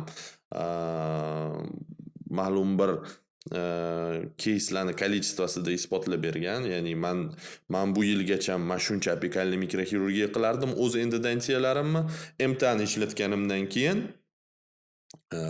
kamaydi. Apikal mikroxirurgiya soni ancha kamaydi. Juda ham yoqtirib ishlatiladigan bizni bozorimizda endodontistik sillerlar bu основной endofil. Nimaga endofil ishlatasizlar desa, ko'p vrachlar nima deyishadi? Chunki unga yopganimdan keyin og'riq bo'lmaydi, gormonni hisobiga patsient diskomfort чувствовать qilmaydi deyishadi. Men u narsani tushunmayman, chunki qanaqadir diskomfort endolecheniyadan keyin bu normal holat. Faqat u deb endofil tanlash bu qanchalik to'g'ri? Yo'q, umuman iloji boricha kortikosteroid содержащий preparatlarni xoh sink oksid evginol bo'lsin, xoh epoksid bo'lsin, ichida kortikoid steroid bormi, glukokortikoid bormi, ishlatmaslik kerak. Buni sababi yagona immunosupressor ular. Ya'ni mahalliy immunitetni tushiradi va vaqtinchalik bizning deylik agar infeksiya o'tib bo'ladigan bo'lsa, infeksiyani maskirovka qilib qo'yadi. Va odatda bunaqa tishlar 2-3 yildan keyin bir xillada 10 yildan keyin ham bezovta qilishni boshlaydi. Ya'ni u maskirovka. Bu birinchi nimaga biz uni ishlatmasligimiz kerak. Ikkinchisi bu sistemli ta'sir qilinishi. Ya'ni glukokortikoidlar sistemli ta'sir qiladi, ma'lum bir miqdorda organizmimizga ta'sir qiladi, bizning endokrinniy sistemamizga ham ta'sir qiladi. Bu bo'yicha ham tadqiqotlar bor. Juda qiziq narsa bor-da. O'sha glukokortikoid bo'yicha gaplashamiz. O'tda endi faqat krezofen degan anu bor-da. Волшебный nima? Жидкость. Periodontitda juda ham ko'plab ishlatishadi bu narsani. Juda ham hidi o'tkir, lekin shunaqa. Agar uni ochib qo'ysangiz kechki paytgacha xonangizda turadi. U sostavida nafaqat gormon bor, nafaqat gormondan tashqari o'tda yana sitotoksichniy nimalar bor-da, составляющийlar bor. Bu narsa o'zi adashmasam Yevropada chiqadi. Lekin Yevropada chiqishi bilan u SNG rynog'i uchun chiqadi. U narsa taqiqlangan Yevropada sotishi. Bizaga ular aynan bizaga chiqarishadi u narsani. Bizni ishlatishimiz uchun chiqarishadi. O'zini rynog'ida u narsani ishlatishmaydi. O'zingizlar vivod qilaverasizlar-da, ya'ni ular ham emas-ku. Lekin ishni endi boshlaganda men ham ishlatardim uni. Men ham ishlatardim. hidi juda ham o'tkir, lekin Mana yaxshi ishlatardim. ishlaydi deyishardi, lekin men hech nima bilan solishtirolmas edim. Da. Просто boshqa narsa bo'lmagani uchun, gidroksikalsiy bo'lmagani uchun krizofen qo'yardim. Men krizofen bilmayman o'zi qanaqa to'g'ri qo'yish kerak, tam kanalni ichiga tiqish kerak deyishgan. Men unaqa emasman. Paxtani o'ziga shimdirib, uchani o'ziga qo'yardim faqat. Mana xuddi shunaqa qilardim. Lekin keyin esimda yo'q, qaysidir kitobda yoki qaysidir vebinarda shu narsa to'g'risida bilganimdan keyin что krizofen kanalning ichida qanaqadir plyonka hosil qiladi va u plyonka yuvilmagan osnovasi bor-da. maslin osnovada bo'lgani uchun Maslin osnovasi bor. keyinchalik sillerni adgeziyasiga xalaqit qiladi. Ta'sir qiladi. Shundan keyin voz kechdim Ну, undan. xullasda krizofenning iloji boricha любой glukokortikoid, sitotoksichniy sostavida bor narsalarni ishlatmaslik kerak. O'sha sink oksid evginolniy bo'lsa, bez glukokortikoidov bo'lsin. Epoksidin bo'lsa, bez glukokortikoidov bo'lsin. Biokeramika bo'lsa, endi biokeramika. Sink oksid evginolniy sillari bitta non tarafi bor, o'tda u juda allergichniy, odamlarga ta'sir qilish ehtimoli bor. Ya'ni uni o'sha evginoli juda allergichniy nima hisoblanadi. На русском, на узбекском как было слово составляющее.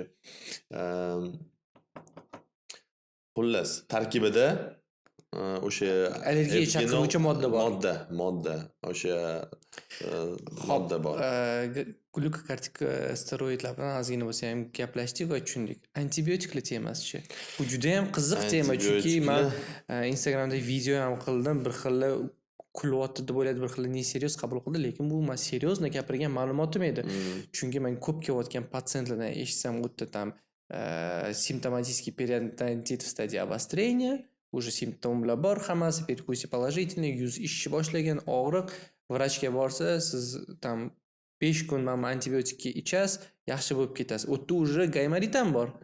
Lorga yuborish emasda, antibiotik назначение qilyapmiz. Ya'ni antibiotik dozasi o'tda kichkina emas.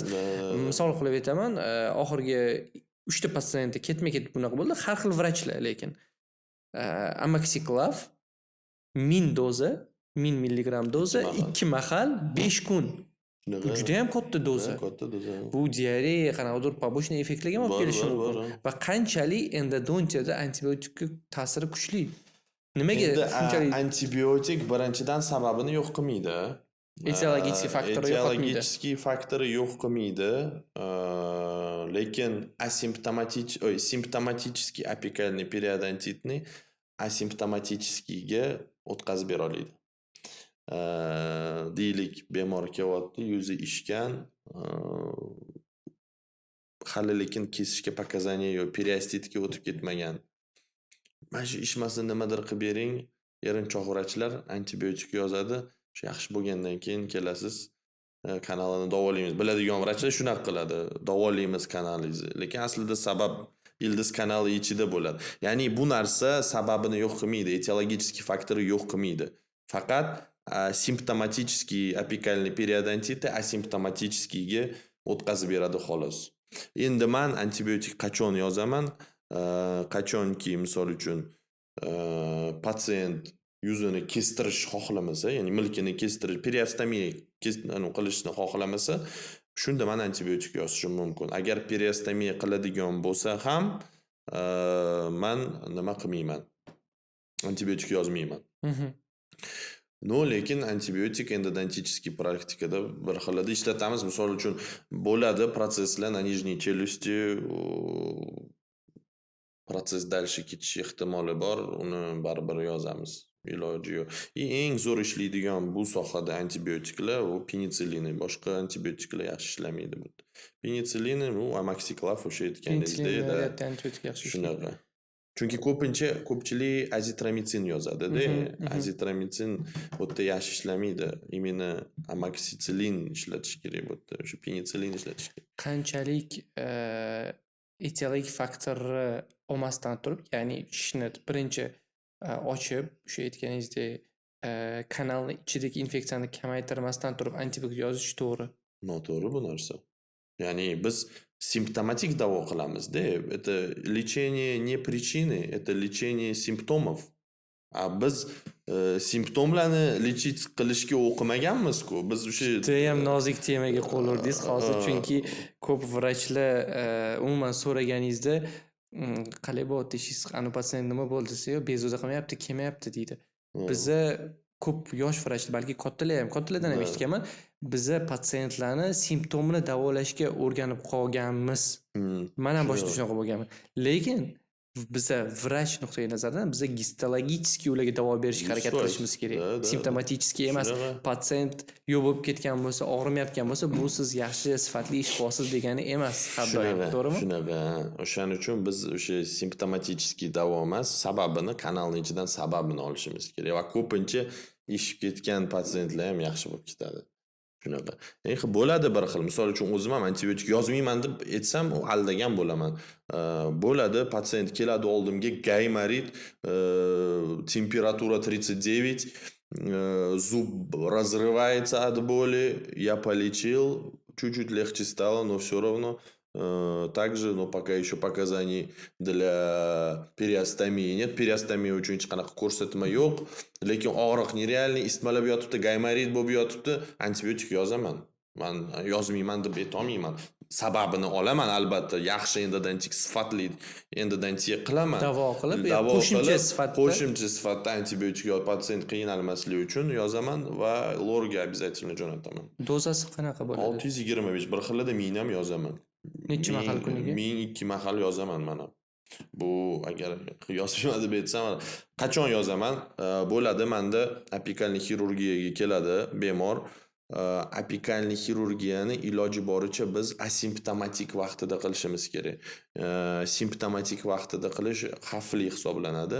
Lekin bo'ladi shunaqa narsaga duch kelamiz. Shunda loskutni ochishim bilan ichidan yiring kelishi boshladi, nerealniy. Yonidagi to'qimalarga nima qildi. Endi men yuvaman, uni nima qilaman, tozalayman, granulyatsiyalarni tozalayman, lekin bunaqa vaziyatda men mintalikdan 2 mahal yozishim mumkin. 5 kun yozaman bunaqa. Lekin asosan 625 yozaman. 625 dan 2 mahal u yetadi. Shunaqa. Lekin bunaqa vaziyatda men yozaman. Apikalniy mikroxirurgiyadan keyin bunaqa vaziyat bo'ladigan, ichidan prям sap-sariq yiring bo'ladi unaqa случайlar menda. Men yozaman mintalik. Chunki ertaga bemor ham qiynalmasin, men ham qiynalmay, flegmona bo'lib, nimadir bo'lib, patsiyentga Xudo asrasin. Undan ham zo'r tema endi. David S. David temasi. David ishlatganmisiz? Hozir ham ishlatasizmi? Va uni ishlatish qanchalik? O'zimni xotinim. So'ravam o'tirmayman nima uchun? Endi David S ishlatishni tavsiya etmayman. Undan ko'ra amputatsiya qilib, ustiga kalsiy qo'ygani yaxshi. Amputatsiya qilib kalsiy qo'ygani yaxshi, lekin endi vaziyat har doim har xil. 100% ishlatmaylar deb aytsam ham noto'g'ri bo'ladi.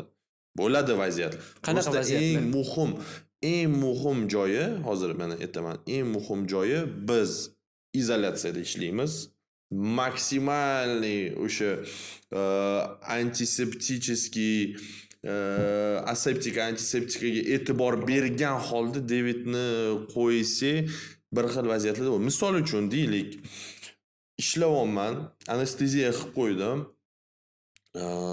Svet o'chdi. Havo bukvalni ozgina qoldi. Shu chista teshib qo'yish uchun havo qoldi meni nakonechnikimda. Nima qilaman? Hozir men misol uchun uni teshib qo'ysamki, normalniy o'tda qorong'ida nimani ko'raman? Misol uchun generator yo'q klinikamda. Deylik. Endi svet har doim o'chmaydi-ku. Svet o'chmaganmi? Yo'q. Ishlatishni tavsiya etmayman. 100% ishlatmaylar deb aytolmayman hamda. Misol uchun горячий malar bo'ladi.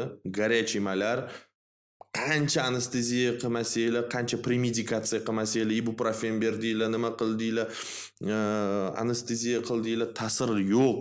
Umuman tekkizib bo'lmayapti bu. Qanaqa qilib unda rokgacha teshib kirasiz?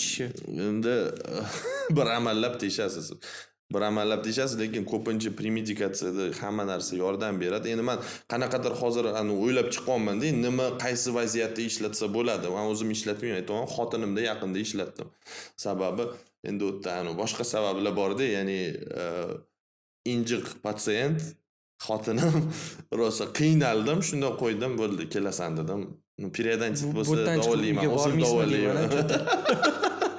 Buncha Firuz pomoda uyga kirmay qolsa telefon qilarsiz. Xotinim Davidson nimaligini bilmaydi, stomatolog Yo'q, bo'lganda. injiq qolsangiz juda ham deb tashlaysiz. Shunaqa. Ya'ni Davidsonni ishlatishni tavsiya etmayman. Nima sababdan ko'p vrachlar tavsiya etmaydi? Shuni ham aytib o'ting. Chunki sostavida formaldegid bor. Juda toksichniy modda. Kanserogen modda. Kanserogen modda. No xullas, eng asosiy Parenximatozni sababi organlarda o'tirib qolib, keyinchalik bu organizmdan yuvilmaydi почти. Parenximatozni organ bu pochka, Pechin. jigar, selezionka shu organlarga o'tirib qolish ehtimoli juda ham katta. O'shaning uchun ko'p vrachlar tavsiya juda ko'p etishmaydi. ko'rganmiz.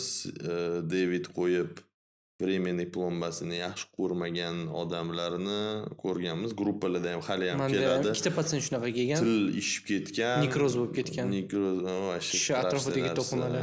U strashniy narsa. Shuning uchun iloji boricha ishlatmaslik kerak. Ishlatsanglar ham aseptический Izolyatsiyada bo'lish kerakmi? aseptik antiseptikaga Rioya e'tibor qilgan bergan holda. holda Davidni qo'yamiz va ustini yaxshilab yopib olamiz. Germetichni yopamiz. Germetichni yopamiz. Double seal texnik qilibmi yopib yuboramizda, keyin уже Agar ozgina bo'lsa ham Sabab vaqtida bo'lsa, pulpit bo'lgan taqdirda tishni Firuz aytib o'tganlaridek tishni ochib turib, anesteziya yaxshi ta'sir qilgan bo'lsa, amputatsiya qilib, Shunaqa. koronkov pulpani olib tashlab, kalsiy qo'yib yopib qo'ysanglar, уже avtomatik og'riq pasayishni boshlaydi. u yuz ketadi. da Og'riq ketadi. pulpitni Tishlaganda sababi og'riq bo'ladi. asosiy o'zi pulpa giperemiya bo'lishi. Shunaqa. Pulpa bizda o'sha chuqur karies bo'ladi. Kariesdagi infeksiya xuddi siz va menga o'xshab toksin chiqaradi. Toksinlar dentinniy kanallar orqali pulpaga boradi. Pulpa Vaspaleniya bo'ladi, giperemiya bo'ladi, tish og'rishi boshlaydi.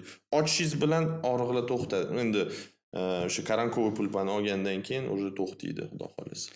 Bu yerda ham misol uchun agar amputatsiya qiladigan bo'lsanglar, обязательно endodontiyada o'zi kaferdamsiz bu narsani qilmaymiz.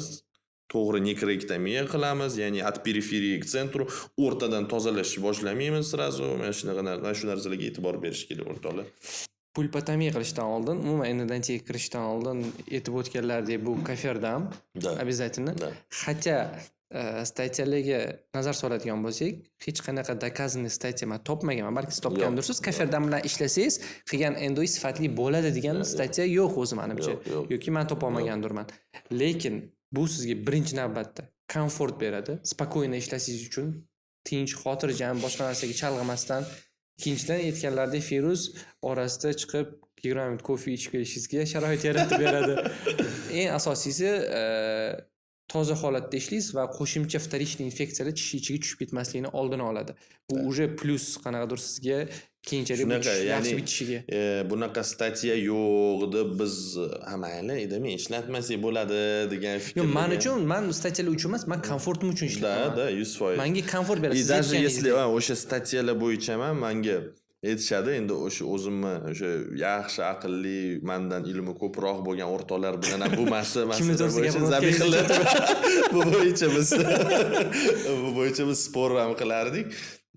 Lekin o'sha даже без kaferdami endoni qilgan odamlar studentlar emas. Shu anunga e'tibor berishimiz kerak. Shu jihatga. Ya'ni o'tda professional vrach endodontistlar без kaferdami endo qilishga, assistent bilan birga ushlab turadi.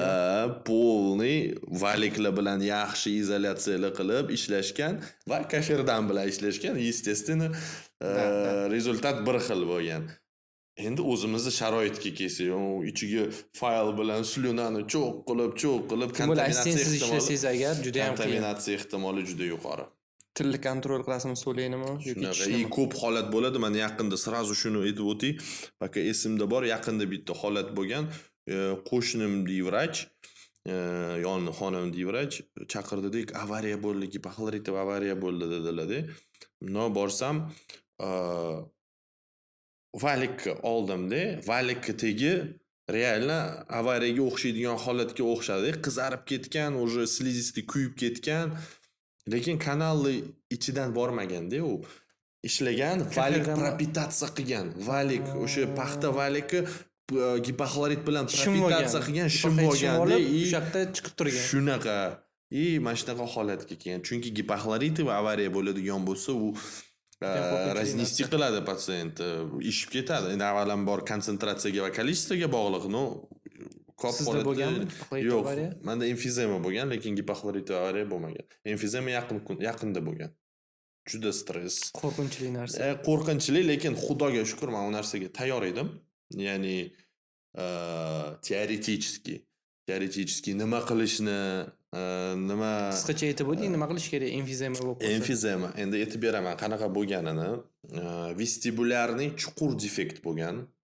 Yuqori 6-tish vestibulyarniy chuqur defekt, kaferdam taqqanman. Build up qilganman, devori preendo build up qilganman. Tishga временный plomba qo'ydim, kaferdamni yechdim. Endi men mikroskopda qarayapman. Menda stik между zubim и plomba yaxshimi yoki yo'qmi bitta tekshiraman dedim-da. Pustir oldim-da, qilib havo beryapman, mikroskopda qarayapman. Voh, zo'r bo'pti dedim-da. Xursand bo'ldingiz ichingizda. Ya'ni proksimalniy vestibulyarniy defekt dedi. Keyin yana rentgen ham qildim. Qanaqa ko'rmadim bilmayman, rentgen ham qildim, rentgenda ham zo'r nima-da, yo'tini прилагание kompozita. Keyin bitta qarayapman, patsientni bitta ko'zi yopilgan. Bitta ko'zlari yopilgan. Ko'taryapman. Firuz, это что dedilar-da. Patsient savol berdi. Men ichim titrab, o'sha tushundim nima bo'lganini. Ichim bo'lib ketdi, g'alati bo'lib ketdi. Keyin tushuntirishni boshladim. Mana shunaqa havo kirib ketdi sizga. Chunki bundoq qilsam krepitatsiya bor-da. Bo'ldi, ne avariya, emfizema dedim-da. Eng qiziq jihaticha волосяной покров tagida ham bor havo. Shotgacha yurib ketgan havo. Shotgacha ham havo borgan, ya'ni havo normalniy berganman-da. Bu narsani hozir oson qilib gapiryapman, lekin o'sha payt meni ko'rmagansizlar, men сразу aytganman, отменяйте всех пациентов dedim. После этой пациентки men уже unaqa состоянияda emas edim-da. Endi eng yomon tarafida bemorga bu narsani bemor chiroyli bo'lib oldimga keldi. Chiroyli bo'lib keldi. Men uni davoladim. Oxirida mana bunaqa yuz yopilganda, endi tasavvur qilyapsizmi, qanaqa состоянияda. Men tushuntirishga harakat qilaman. Alhamdulillah, patsient juda ham tushunadigan patsient edi. Men bu o'zimni konsultatsiyamga bog'liq deb aytolmayman. Tushunadigan patsient. Lekin konsultatsiya ham yaxshi konsultatsiya bo'lgan. Bu patsientning butun uydagilarini ham davolab chiqqanman. O'shaning uchun sal ishonch bor edi, ishonch bor edi menga nisbatan.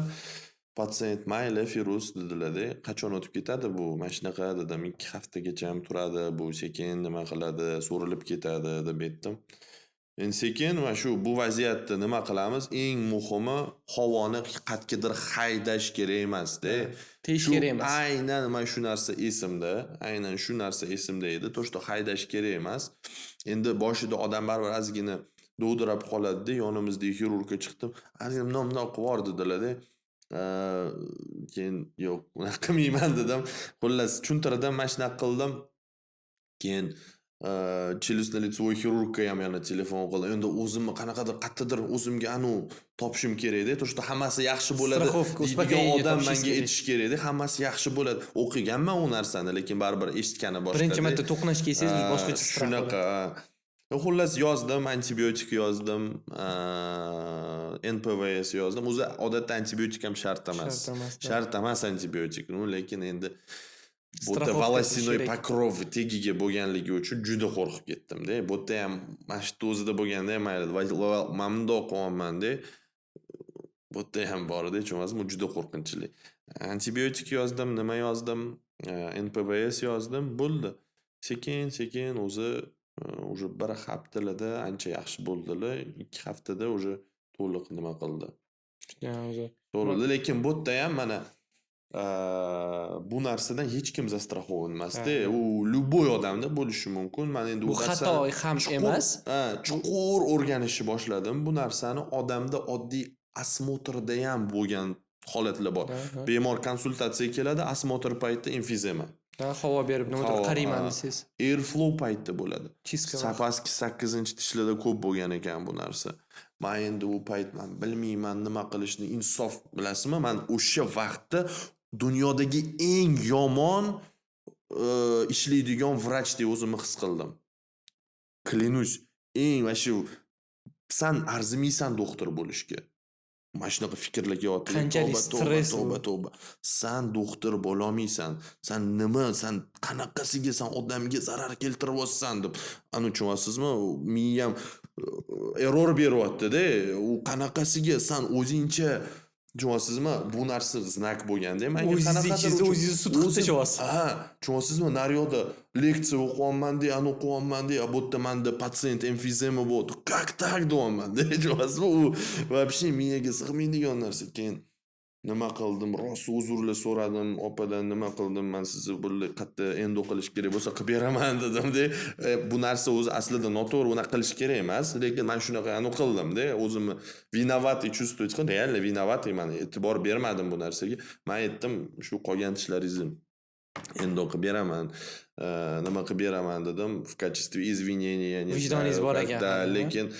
Lekin o'sha yerda ham u opa, xudoga shukr, o'sha opa rosa nima yaxshi opa ekanlar-da. Menga nima qildilar? Firuzjon, hamma narsa. Sizni tinchlantirdilarmi? Meni tinchlantiradi. Hamma narsa Allohning izni bilan bo'ladi. Bu narsa ham bo'lish kerak ekan. Siz ham o'ylab ko'ring, qatidiringizni to'g'rilashingiz kerak, menimcha dedilar-da.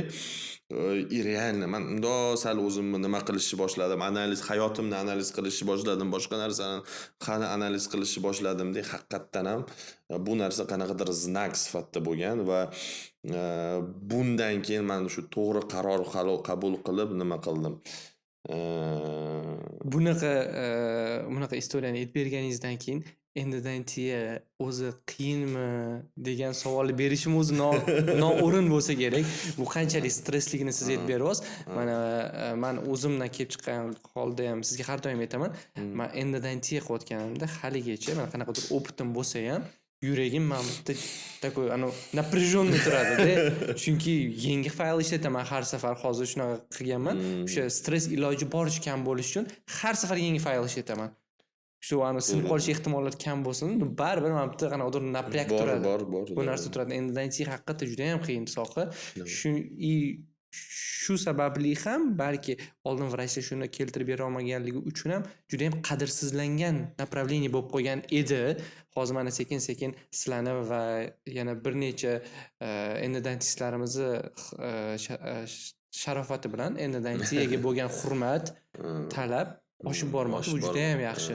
Chunki bu juda ham stressovый направление. Men sizga har doim aytaman, men asabim ko'tarmaydi bunaqa qiyin endo qilish. Chunki nafaqat bilim, bu yerda qanaqadir воображениеңiz bo'lishi kerak. Kanal ichiga 3D obyektdagi ko'rishingiz kerak. 100% to'g'ri aytasiz. Yaqinda shu narsani Chunki gapirdim. bir xil aytadi, mikroskopim bo'lsa, mana shunaqa endo qilib yuborardim. Unaqa endo qilamiz. Ishoning menga, men mikroskopda ishlayman. Men ham virus ko'rayotgan narsani ko'raman, lekin ko'rib va o'tda ishlash umuman boshqa narsa bu. Shunaqa uni o'sha nima deydi? KLKTdan kanalga proyeksiyani перенести qilish kerak-da, o'shani miyangizda tasavvur qilib, hozir men mana shunda distalniroq yursam, demak o'sha yerga tushib olaman kerakli joyga degan nimalar bo'ladi-da. O'sha juda ko'p qiyin keyslar bo'ladi. Mana yaqinda kechadan oldin bitta patsientkani tugatdim 7-посещениеda. Bitta tishni endosi 7-посещениеda tugatdim. Juda qiyin bo'ldi. Bu o'sha haligi aytgan narxis, misol uchun bitta implantning narxi bo'lsa o'zgarmaydi. Shuning uchun hurmatli stomatologlar, bu virus har bitta посещениесiga bunaqa pul olmaydi. Bu o'sha olayotgan deylik 6 million puli bu nechtadir посещениеga bo'linadi. Bu общий summasini aytyapti bu. Shunaqa. Juda qiyin keyslar. Men misol uchun bitta o'sha Shohruh aka ustozi stranichkasiga kiringlar, ko'ringlar keyslarini. Вообще. Kecha yaqinda shu kurslari bo'ladi. Перелечивание bo'yicha. Reklama emas, просто bo'lishyapman. Tavsiya etaman. Foydali narsa, ya'ni o'sha Shohruh akaning kursiga borishni tavsiya etaman, chunki o'tda klad знаний-da. Это Опять, hozir sizlar uchun boshqacha eshitilishi mumkin, lekin bu реально человек, у которого мануал на высшем уровне, теория на высшем уровне, это тот, кому нужно идти. Qanaqadir bilim bilan borish kerakmi? Bazaviy znaniya bilan yoki bazaviy znaniya bo'lsa yetarli, ya'ni bazaviy znaniya bo'lsa borish kerak u yerga. Odatda endi o'sha savol bermoqchidim, o'zingiz aytib qo'ydingiz, endoga, перелечиваниеga qancha vaqt sarflaysiz? Odatda ikkita посещение bo'ladi. Bir xilida bitta посещениеdan bo'lib ketadi. Misol uchun haligi emfizemali opani aytdim-u, ishonasizlar, har bitta o'sha undan oldingi va undan keyingi tishi har bittasini перелечкасini bitta посещениеda bo'lib ketganda, hammasi build up bilan birga. Yengil bo'lganda hamma narsa chuk imенно mana shu bittasida mana shunaqa bo'lib Patsient qolganda. o'zi yaxshi inson ekan. Shunaqa. И bir xilida bittada yopaman, bir xilida mana yaqinda shu rekordni urdim, 7 ta посещение. Menda unaqa bo'lmagan, 7 ta Nima sababli посещение. bunaqa uzoq bo'ldi? O'tda полная, тотальная облитерация bo'lgan. Men endi biologiyani tushungan holda men bilaman, то, что men Apexgacha borishim kerak emas. No, men хотя бы средний третий o'tishim kerak-da, mening miyamda. O'sha hattoki средний третий o'tishim uchun ham ancha vaqt ketdi-da. Uni rosa ko'p. Uni ichida men bitta instrument ham sindirdim, u instrumentni chiqarish. O'tda boshida, чтобы вы понимали, S-образный изгиб. И потом еще один изгиб. Просто chiroyli case. O'sha instrument sindirib, uni keyin chiqazib, xullas rosa nervim ketdi. Savollarni tayyorlab kelgan edim, lekin men savollarni ketma-ketlikda berishga sizga uspet qilmayman, chunki biz bitta temani ochamiz. Keyingi temada o'sha men bermoqchi bo'lgan savolim bu, o'sha siz boshlayapsiz. Obliteratsiya temasi. Как раз mana bu yerda savol tayyorlab kelganman. Стоит ли проходить облитерацию, если там нет воспалительного процесса? O'zbekchada bu облитерированный O'zbekchada obliteratsiya nima bo'ladi? Yopilib ketgan kanal. Yopilib ketgan, sklerozirованный, yopilib ketgan kanallarni endo qilish shartmi? Agar periapikal to'qimada o'zgarish bo'lmasa. Bu yerda birinchi va asosiy masala bu simptomlar bor yo'qligi. Ya'ni misol uchun oldin davolangan tish bo'lsa, bizda bu bo'yicha juda katta izlanish bor. Orstavik degan olim Peaks of Healing degan statya chiqargan. O'sha Peaks of Healingda bizga nimani isbotlab bergan? Biz deylik periodontitni davoladik. Periodontit davolanganimizdan keyin faqat men aniq raqamlar uzr hozir esimda yo'q. 88% periodontitlar 1 yilda bitib ketar ekan. 88% periodontitlar. 12% 4 yilgacha ham cho'zilishi mumkin. Endi bizga agar bemor umuman simptomatikasiz kelyapti, rentgen qilyapsizlar, qaradinglar, kanallar to'liq obliteratsiyalangan, lekin tish oldin davolangan.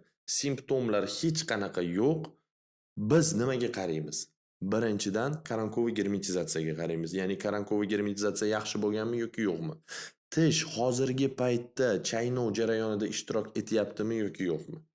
Agar misol uchun u to'liq obliteratsiyani o'zi bo'ladigan bo'lsa, biz tishni deylik временный koronka bilan nagrужать qilamiz. O'tolmayapsiz, aqlingiz yetmayapti bu narsaga. Временный koronka bilan nagружать qilamiz, qaraymiz, tish как себя ведет. Simptomatika появилась, kuzatamiz. Simptomlar paydo bo'lmadimi? Yarim yildan keyin ham yo'qmi simptomlar? Bo'ldi, постоянный протезирование qilsa bo'ladi. Sizdan oldin 20 yil besimptomni turgan narsa yana shuncha turadi. Agar u o'sha koronkoviy germetizatsiyasi yaxshi bo'lsa, chaynov jarayonida ishtirok etgan bo'lsa. Xuddi shu narsa men har doim rezarsin formalin bilan ham aytaman. Bizda rezarsin formalin 3 xil holatda bo'ladi kanalning ichida. Birinchisi bu haqiqiy oyna, stiklo. Ya'ni siz tishni tubida ildiz kanalli qattaligini, tishni tubi qattaligini ajrata olmaysiz. Bir xil bo'lib ketadi. Bir xil kanalli to'liq yopilgan, hech narsa qila olmaysiz bu vaziyatda. Bunaqa vaziyatda xuddi shu yuqorida aytgan narsam. Ya'ni biz qaraymiz, koronkoviy germetizmga e'tibor beramiz, tish chaynov jarayonida ishtirok etyaptimi yoki yo'qmi, bu narsaga e'tibor beramiz. Agar ishtirok etmayotgan bo'lsa, uni временный koronka bilan nagружать qilib, okklyuziyaga kirgizamiz va kuzatamiz. Misol uchun, agar og'riqlar hech qanaqa paydo bo'lmasa, bo'ldi, smelo уже можно постоянное протезирование делать. Agar nima og'riq paydo bo'lsa, endi bunaqa vaziyatda misol uchun o'zingizga to'g'ri baho berishingiz kerakda. Ya'ni men bu kanaldan o'tolayman, menda hamma yetarlicha arsenal, yetarlicha manualniy navik bor, o'tolayman desa, qayta davolash kerak. Misol uchun agar bo'lmasa, misol uchun yaxshi endodontistga jo'natish kerak. Men bu bilan endodontistga jo'natinglar demoqchi emasman. Prosta biz avvalambor bemorlarimizga zarar keltirishimiz kerak emas va o'zimizga to'g'ri baho berishimiz kerak.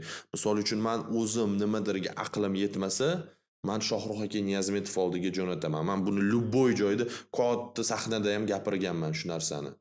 Men tan olaman bu narsani. Misol uchun meni aqlim yetmaydigan narsaga men yanada kuchliroq spetsialistga jo'natishim mumkin. Bu pasiyentga bo'lgan hurmatingiz, bu pasiyentga bo'lgan va meni vijdonim toza bo'ladi, tushunasizmi? Vijdonim toza bo'ladi. Shunaqa. Ya'ni bu narsani biz to'g'ri qabul qilishimiz kerak. Xuddi shunaqa instrumentlar bilan, misol uchun, slomani instrumentlar Apexda bo'ladi. Bitta pasiyent Xorazmdan jo'natishdi menga. Xorazmdan jo'natishdi. O'zimni shogirdim jo'natdi. Xorazmdan hech qanaqa simptomatika yo'q. 1 yil oldinmi, 1,5 yil oldinmi instrument singan ekan. Umuman hech qanaqa periapikal o'zgarish ham yo'q, hech balo yo'q. Qayergadir borgan bemor aytishgan, sizda mamta instrument bor, tish olish kerak deb aytishgan. Bemor skandal qilib o'sha doktor oldiga borgan. Doktor meni oldimga jo'natgan. Men oldimga kelganda men davolamayman bu tishingizni degan. Tish полноценно ishtirok etyapti nimaga dedim. Chaynov jarayonida ishtirok etyapti. Okklyuziyada hech qanaqa vaspaleniya yo'q, nima kerak bor?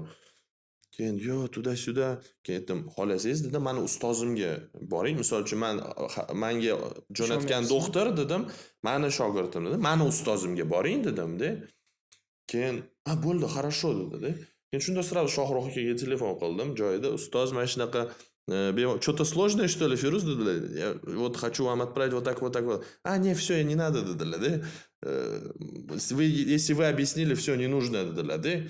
Yani qaytada уже bittada tushundilar, то, что там никакого процесса нет, оно нет, не стоит это трогать. Singan instrumentni har doim ham kanaldan chiqarish shart emas. Shart emas. Misol uchun hech qachon singan instrument periodontitga sabab bo'la olmaydi. Faqat infeksiya sabab bo'la oladi. Singan instrument har doim shu narsaga hayron qolaman-da. Tasavvur qilib ko'raylik. Biz ishlatayotgan gutapercha sterilniy emas. Da. Biz ishlatayotgan instrument sterilniy. To'g'rimi? По sути, da, endi u глупая narsa, chunki biza gutapercha plotno, germetichno yopadi, bu germetichno yo'q. No просто endi tushunish uchun aytayapman-da bu narsani. Ya'ni sterilniy narsa o'tda singan, to'g'ri u narsa kanalni tozalashga bir pregrada bo'lishi mumkin. Lekini bor. Agar biz uni yonidan o'tsak, bypass qila olsak deylik. To'g'ri, medikamentozni kimyik obработка qilsak, nima kerak bor uni chiqazib? Iliamar kurslarida shu aytgan gaplari periodontitni singan instrument emas, kanaldan tashqariga chiqib ketgan gutapercha emas, balki mikroorganizmlar chaqiradi. Shunaqa. Mikroorganizm o'tda bo'lsa, vaspaleniya bo'ladi. Agar bo'lmasa, siz polupustoy kanal qoldirasiz, bu instrument sinadimi? O'tda vaspaleniya ham bo'ladi. Bu narsani bizga Kakixashi degan olim 1986-yilda isbotlab bergan. Krisalarda eksperiment o'tkazganda Kakixashi. Buni hamma narsa biladi bu. Hamma biladi bu eksperiment. Ya'ni o'sha 15 ta sterilniy krisa olgan, 15 ta nesterilniy, ya'ni laboratorniy krisa olgan. Bulada ham tekis pulpaga dostуп ochgan.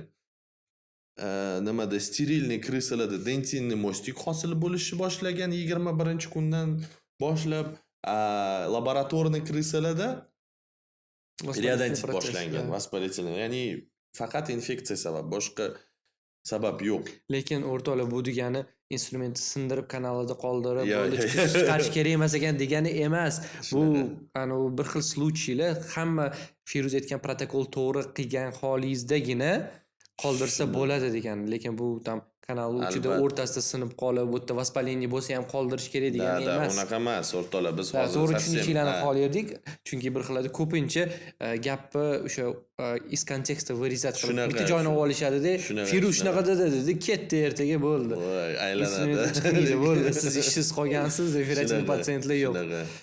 Da, instrument sinib qolsa patsientga qanaqa tushuntirasiz? Nima deysiz patsientga? Patsientga aytaman, instrument sindi, nima deyman. Mani o'zimda bo'lgan holat, u unga ham уже 1 yildan oshdi. Undan keyin misol uchun sindirgan bo'lsam ham uni chiqazaman, bittasini chiqara olmaganman. Almatadan patsient kelgan mani oldimga. Tasavvur qiling, просто tasavvur qilishingiz uchun. Almatadan oldimga patsient kelyapti. Menga ishonib keldi oldimga. Men u patsientni qayta davoladim. Qayta u kelsa ham leksiyamda ham qo'yganman.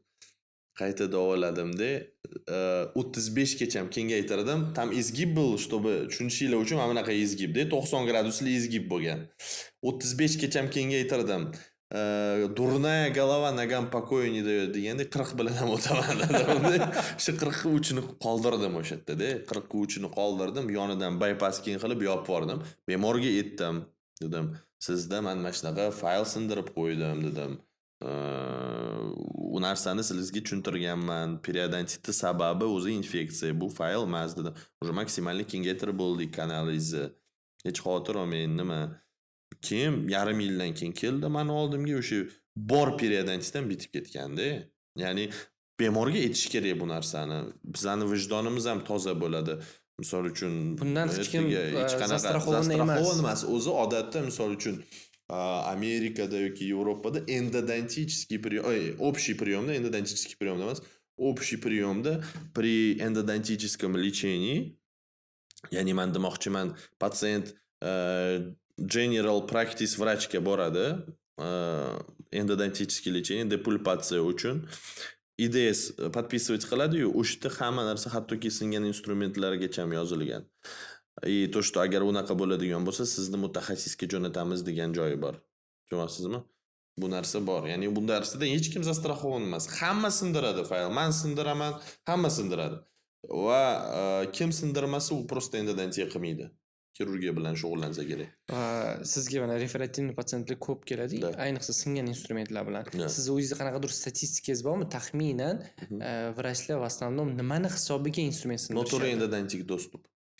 Asosiy sabab har doim noto'g'ri endodontik dostуп. Уже дальше boshqa sabablar. Stress fayli, endi qanaqa stress, misol uchun o'sha faylni ko'p ishlatgan sababli уже nimani torsionniy nagruzkani ko'tara olmay sinib ketadi. Lekin asosiy sabab bu noto'g'ri endodontik dostуп. O'sha yana qaytishimiz kerak boshiga.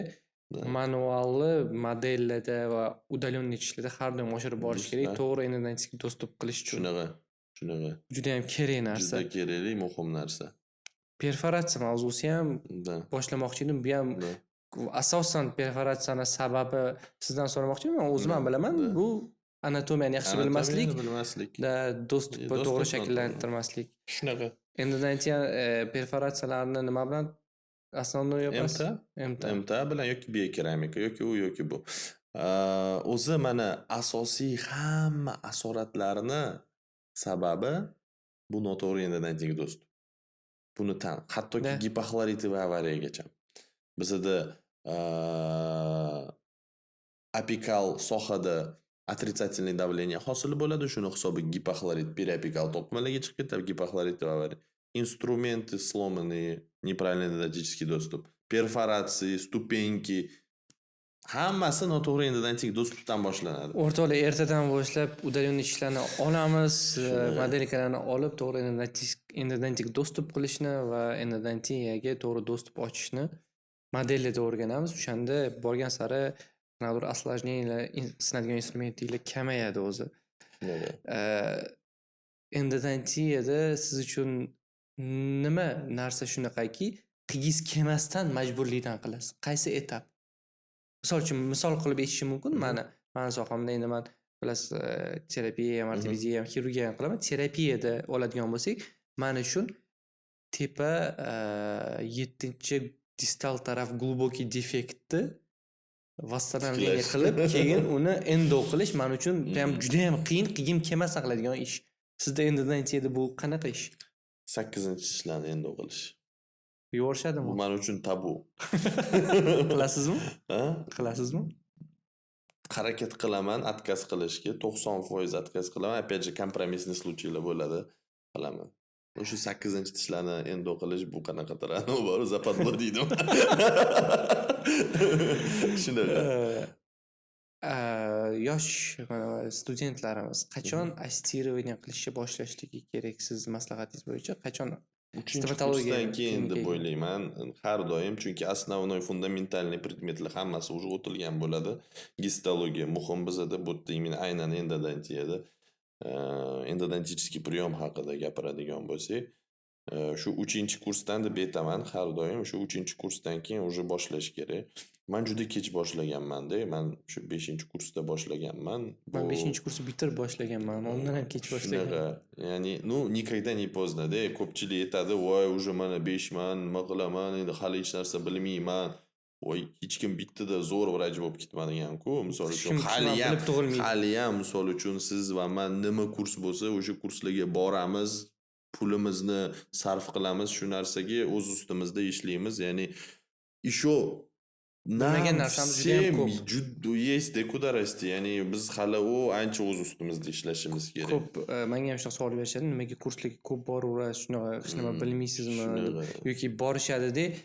Bilaman, что u vrach yoki yosh spetsialist mendan ko'ra yoki sizdan ko'ra ancha kamroq narsa biladi. Keyin kurs oxirida kelib, "Yo, hech nima olmadim, ozgina narsa o'rganib ketdim, tam 10% informatsiya olib qolgan 90% bilar ekanman" deydi. O'sha 10% uchun o'zi kelishadi leksiyaga. Har doim shunaqa bo'ladi. Любой leksiyaga borsam 10-15% informatsiya olaman. U 100% informatsiya hech kim ola olmaydi menimcha. Eng geniy odam bo'lsa ham, eng geniy odam bo'lsa ham unaqa narsani ola olmaydi menimcha. 10-15% 10% yig'ib siz qanaqadir kuchli spetsialist bo'lasiz. Ega bo'lasiz, ha.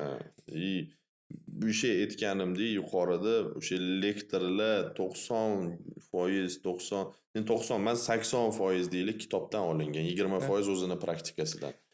Kitobdan olingan deganimizda 3 ta eng yoqtirgan endodontiya to'g'risida kitobingiz. Однозначно birinchisi bu Dominika Riccucci'ning kitobi Endodontologiya degan kitob. Ikkinchisi Pathways of the Pulp, Cohen. Va uchinchisi пусть это будет Hülsmann Problema endodontiyi. Shu 3 ta kitob. Lekin ko'p kitoblar bor. Misol uchun hamma kitoblar menga yoqadi. Lekin men siz aytgan kitobingizni men ikkitasini o'qiganman, uchinchisini o'qimaganman, to'g'risini aytaman. Mana shu Firuz aytayotgan kitoblarning 3 tasini agar o'qib tugatsanglar, siz yosh mutaxassis bo'lsangiz, bir adashmasam 70% leksiyalarga qanaqadir kurslarga qatnashmasanglar ham bo'ladi. Uje sizlarda juda ham katta endodontik baza va bilim bo'ladi. Shunaqa. Bu juda ham katta kitoblar, chunki Cohenni o'zi adashmasam 600 varroq menimcha. Uni oxirigacha o'qib tugatgan odam o'zi sanoqli menimcha. Shunaqa. Ko'pchilik boshlaydi, takoy qiziq momentlarni o'qiydi, и всё. Lekin o'qish kerak. Juda ham qiziq kitoblar. Dominika Riccucci hamma aytadi, "Voy, это же гистология, так скучно." Bizni o'sha gistologiyani bilsak, o'sha yaxshi, shu bizani kuchli tarafimiz bo'ladi. Ya'ni har doim o'sha shogirdlarga ham aytaman, bizani kuchli tarafimiz nima bo'lishi kerak? Har bitta harakat nima qilayotganimizni bilishimiz kerak. Har bitta harakatni nimaga qilayotganimizni bilishimiz kerak. Chunki misol uchun oldimga hozir 11-sinf bitirgan bolani oldimga o'tkazsam, oldimda yarim yil o'tirsin, qilayotgan ishingizni eslab qolib qaytarib bera oladi-da, lekin ichidagi protseslarni biz 100% bilishimiz kerak. Nimaga qilayotgan, nima sababdan qilayotgan bilishimiz kerak. Shunda biz yaxshi natijalarga erisha olamiz va boshqalardan ustun tarafimiz ham shu bo'ladi. Gapingizga qo'shilaman, shunaqa o'zimizni ishimizga talabchan bo'lsakgina bizni sohamizda umuman sifatni o'sishi yuqorilaydi va boshqa hamkasblarimiz ichida ham bizga bo'lgan hurmat oshisha boshlaydi. Bizga faqat dentist sifatida emas, vrach sifatida qarashni boshlashadi-da. Odam datoshniy bo'lishi kerak. Datoshniy qanaqa? Ya'ni o'zini ishiga talabchan bo'lishi kerak. Juda talabchan bo'lishi kerak-da. Mana shu опять же, mana shu zabihalarni ko'p gapiraman. U juda aqlli bola-da. Men просто так uni ko'p gapirmayman. O'sha bola o'zini ishiga juda talabchan-da. u man endi 100% deb aytolmayman, lekin u har doim prokatit deydigan narsasi yo'q-da. Misol uchun men erinchoq bo'laman-da, o'zi tegi. Menda bo'ladi bir xillida. Endi u qanaqa, опять же, bilinar bilinmasdagi простительные ошибки deylik, qanaqadir erinishim mumkin. Lekin o'sha bola, misol uchun, вообще прям-da, прям дотошный к своей работе, вообще o'zini ishi bo'lsa, u всё-da. Patsiyentga yoqsa ham o'ziga yoqmasa boshqatdan qo'yadi. Shunaqa. Ya'ni shunaqa bo'lish kerak demoqchiman. Shunaqa specialistlarni hisobigagina bizni shunaqa stomatologiyamiz rivojlanishi tezroq bo'ladi. 100%, это 100%. Man o'sha bola oldinda bo'lgani uchun tushunasizmi, men ham qanaqadir odam bo'shashmayman. Men ham qilaman, yaxshi bo'laman deb, men ham дотошный bo'laman ishimga deb qilasizda, tushunasizmi? Ora-orada endi o'qiyotgan kirib qoladi-da, ha, yaxshi deydi. Chiqib ketadi, tushunasizmi? To'g'ri konkurensiya bo'lishi komandada bu juda ham komandani o'sishiga juda ko'p undaydi. Komanda bilan savetovatsiya qilaman. Ya'ni misol uchun bitta odam bilan emas, ko'pchilik komanda bilan so'rayman. Mana hamta nima qilsak bo'ladi? Chunki ko'pincha mana bemor keladi, deylik, implantolog oldiga keladi. Totalni hammamiz ishlaymiz-da. Endodontist ham ishlaydi, ginatolog ham ishlaydi, ortoped ham ishlaydi, implantolog ham ishlaydi. Hammamiz birga ishlaymiz-da. Xudoga shukr shunaqa komanda yig'ilganmiz. Hammamiz birga. Maslahatlashgan holda, albatta bir-birimizdan misol uchun ilm qizg'anish yo'q. Bir-birimizdan qanaqadir qilish yo'q. Xudo rizq hammamizga beradi va qaytanga bizning kuchli tarafimiz shu, biz komandada ishlaymiz. Shunaqa. Baribir hamma pasiyent faqat sizniki bo'la olmaydi, o'z shtampimizda bo'lishi kerak. 100%. Выгорание to'g'risida. Endodontiyada выгорание bo'ladimi, sizda bo'ladimi? Qanaqa qilib buni yengib o'tasiz? Hamma duch keladi выгораниеga. Kimman выгорание bo'lmayman. Qanaqa odam, mana boshida mana bitta narsa bor-da, biz hammani vokruq aldolaymiz, lekin o'zimizni hech qachon aldamaymiz. Ayniqsa kechki payt yotganingizda o'zingiz bilan o'zingiz gaplashishni boshlaysiz. Oldinlari men aytardim-da, mana shu как можно выгорать? Я же люблю свою профессию, deyman-da. Как можно выгорать deydigan nima? Любой odamda bo'ladi. Выгорание bu normal narsa. Выгорание o'rtoqlar bu, ya'ni o'z sohasidan qanaqadir ko'yni qolishi, mana shunaqa narsani gapiryapmiz. Charchab qolishi. Buni oldini olishi bitta zo'r yo'li bor. Birinchisi bu oila bilan ko'proq vaqt o'tkazish. Ikkinchisi kurslarga borish. Ya'ni kurslarda nimadir yangi narsani o'rganasiz va yangi narsani o'rganib, o'sha narsani tezroq praktikangizda ishlatgisi keladi. Uchinchisi bu yangi narsa sotib olish. Ya'ni menda shunaqa, endi men o'zimning tajribamdan kelib chiqaman. Ya'ni nimadir yangi narsa olsam, o'sha narsani hozir mana shuni ishlatib ko'raman, qanaqa bo'lar ekan deb o'zimda anaqadir interes paydo bo'ladi-da, mana shu narsa. Mana shu 3 ta narsa. O'sha narsaga agar men misol uchun oila bilan ko'proq bo'ladigan bo'lsam, ishdan charchayapman, bilyapman, o'sha oilam bilan o'tkazaman, endi ko'proq vaqt desam, shunda уже qanaqadir balans paydo bo'ladi-da, хочется на работу больше выходить. Shunaqa. Kurslarga borganda faqatgina yangi bilim emas, bu kollegalaringiz bilan networking ham juda ham katta degan fikr keladi-da. Ko'plab yosh mutaxassislarimiz, umuman vrachlarimizda qanaqadir xato quvursa ko'yni qolib, faqat menda shu narsa bo'lyapti degan tuyg'u paydo bo'ladi. Kurslarga borganda boshqa vrachlar bilan gaplashsangiz, faqat sizda emas, bu muammo hammada bor. Chunki bizning sohamiz shunaqa, juda ham qiyin soha bo'lgani uchun hammada bir xil bu narsani odam bilib, demak, gaplashsangiz ancha yengil tortasiz. 100%. Misol uchun taja infizem, misol uchun kimdir qaysidir vrach bilan gaplashdim, esimda yo'q. Menda ham bo'luvdi desam, ya'ni один такой deydigan ham paydo bo'ladi-da. Bu 100% gapingiz to'g'ri. Networking, общение с коллегами. Shuning uchun sizga bir yaxshi taklif bor. O'zi adashmasam Rossiyada shunaqa сообщество bor. Они занимаются досугом стоматологов. Mana shunaqa narsani o'ylab topish kerak. Ya'ni qanaqadir, может, futbol sреди stomatolog. Endi mana Hayot aka vodiydan nima qiladilar? Futbol o'tkazdilar adashmasa. Tennis ham o'tkazdilar. Mana shunaqa narsa, qanaqadir poxodlar, может быть, mana shunaqa narsalarni tashkil qilish kerak. U zo'r narsa. Odamni qaytanga chalg'itadi bu narsadan. Yosh endodontistlarga maslahatingiz? Nima maslahat berasiz yosh endodontist bo'lmoqchi bo'lgan vrachlarga? O'sha o'sha narsa, ya'ni ko'proq sifatga e'tibor berish, pulga, количествоga emas. U maqsadimiz pul bo'lib qolsa yaxshi emasda. Maqsadimiz pul bo'lishi kerak emas. O'zi biz agar yaxshi niyat bilan ishimizni boshlasak, ishimizni to'g'ri qilsak, o'zi ishimiz ibodat. Ya'ni endi to'g'risida biz ish Yordam qilamiz, beramiz. yordam beramiz. Maqsad oliy bo'lishi kerak-da. Oliy maqsad pul emas. Oliyroq, undan ham oliyroq maqsad bor. O'shanaqa maqsad qo'yaylik, sifatga e'tibor beraylik, hamma ishlarimiz yaxshi bo'ladi, xudo xolisa. Shu maslahatim, sifatga e'tibor berish. Qolgan hamma narsa bo'ladi, xudo xolisa. Rahmat kattakon Feruz, vaqtingizni Sizga rahmat. ajratib yo'lmasdan kelgani uchun men maza qildim. Juda ham qiziq. Bilmadim ham qanaqa Juda ham vaqt ketgan. qizuvda suhbat bo'ldi. O'ylashim bo'yicha hamkasblarimizga ham foydali bo'ladi degan umiddaman. Agar sizlarga shu videoni ko'rganingizdan keyin qanaqadir manfaat olgan bo'lsanglar, ozgina bo'lsa ham bilim yoki nimadir o'zingizlarga foydali narsa olgan bo'lsanglar, kommentariyada qanaqadir o'zingizlarning fikringizni yozib qoldirishingizni xohlayman. Chunki qanaqadir обратный связь bo'lsa, biza bu ishni yana qayta qilishimizga motivatsiya bo'ladi. Chunki bu Feruz ham mana bundan hech qanaqa finansiy foydamiz yo'q. Da faqatgina shu temani, ostri temalarni olib chiqib, sizlar bilan bo'lishishni baham ko'rdik. Shuning uchun sizlar ham qanaqadir обратный связь bersanglar, kimga nima foydali bo'ldi, yana qanaqa mavzuda temalarni olib chiqishimizni xohlaysizlar va albatta doktor Feruzni ham Instagramlariga obuna bo'linglar yoki qanaqadir savolinglar bo'lsa yozsanglar bo'ladi.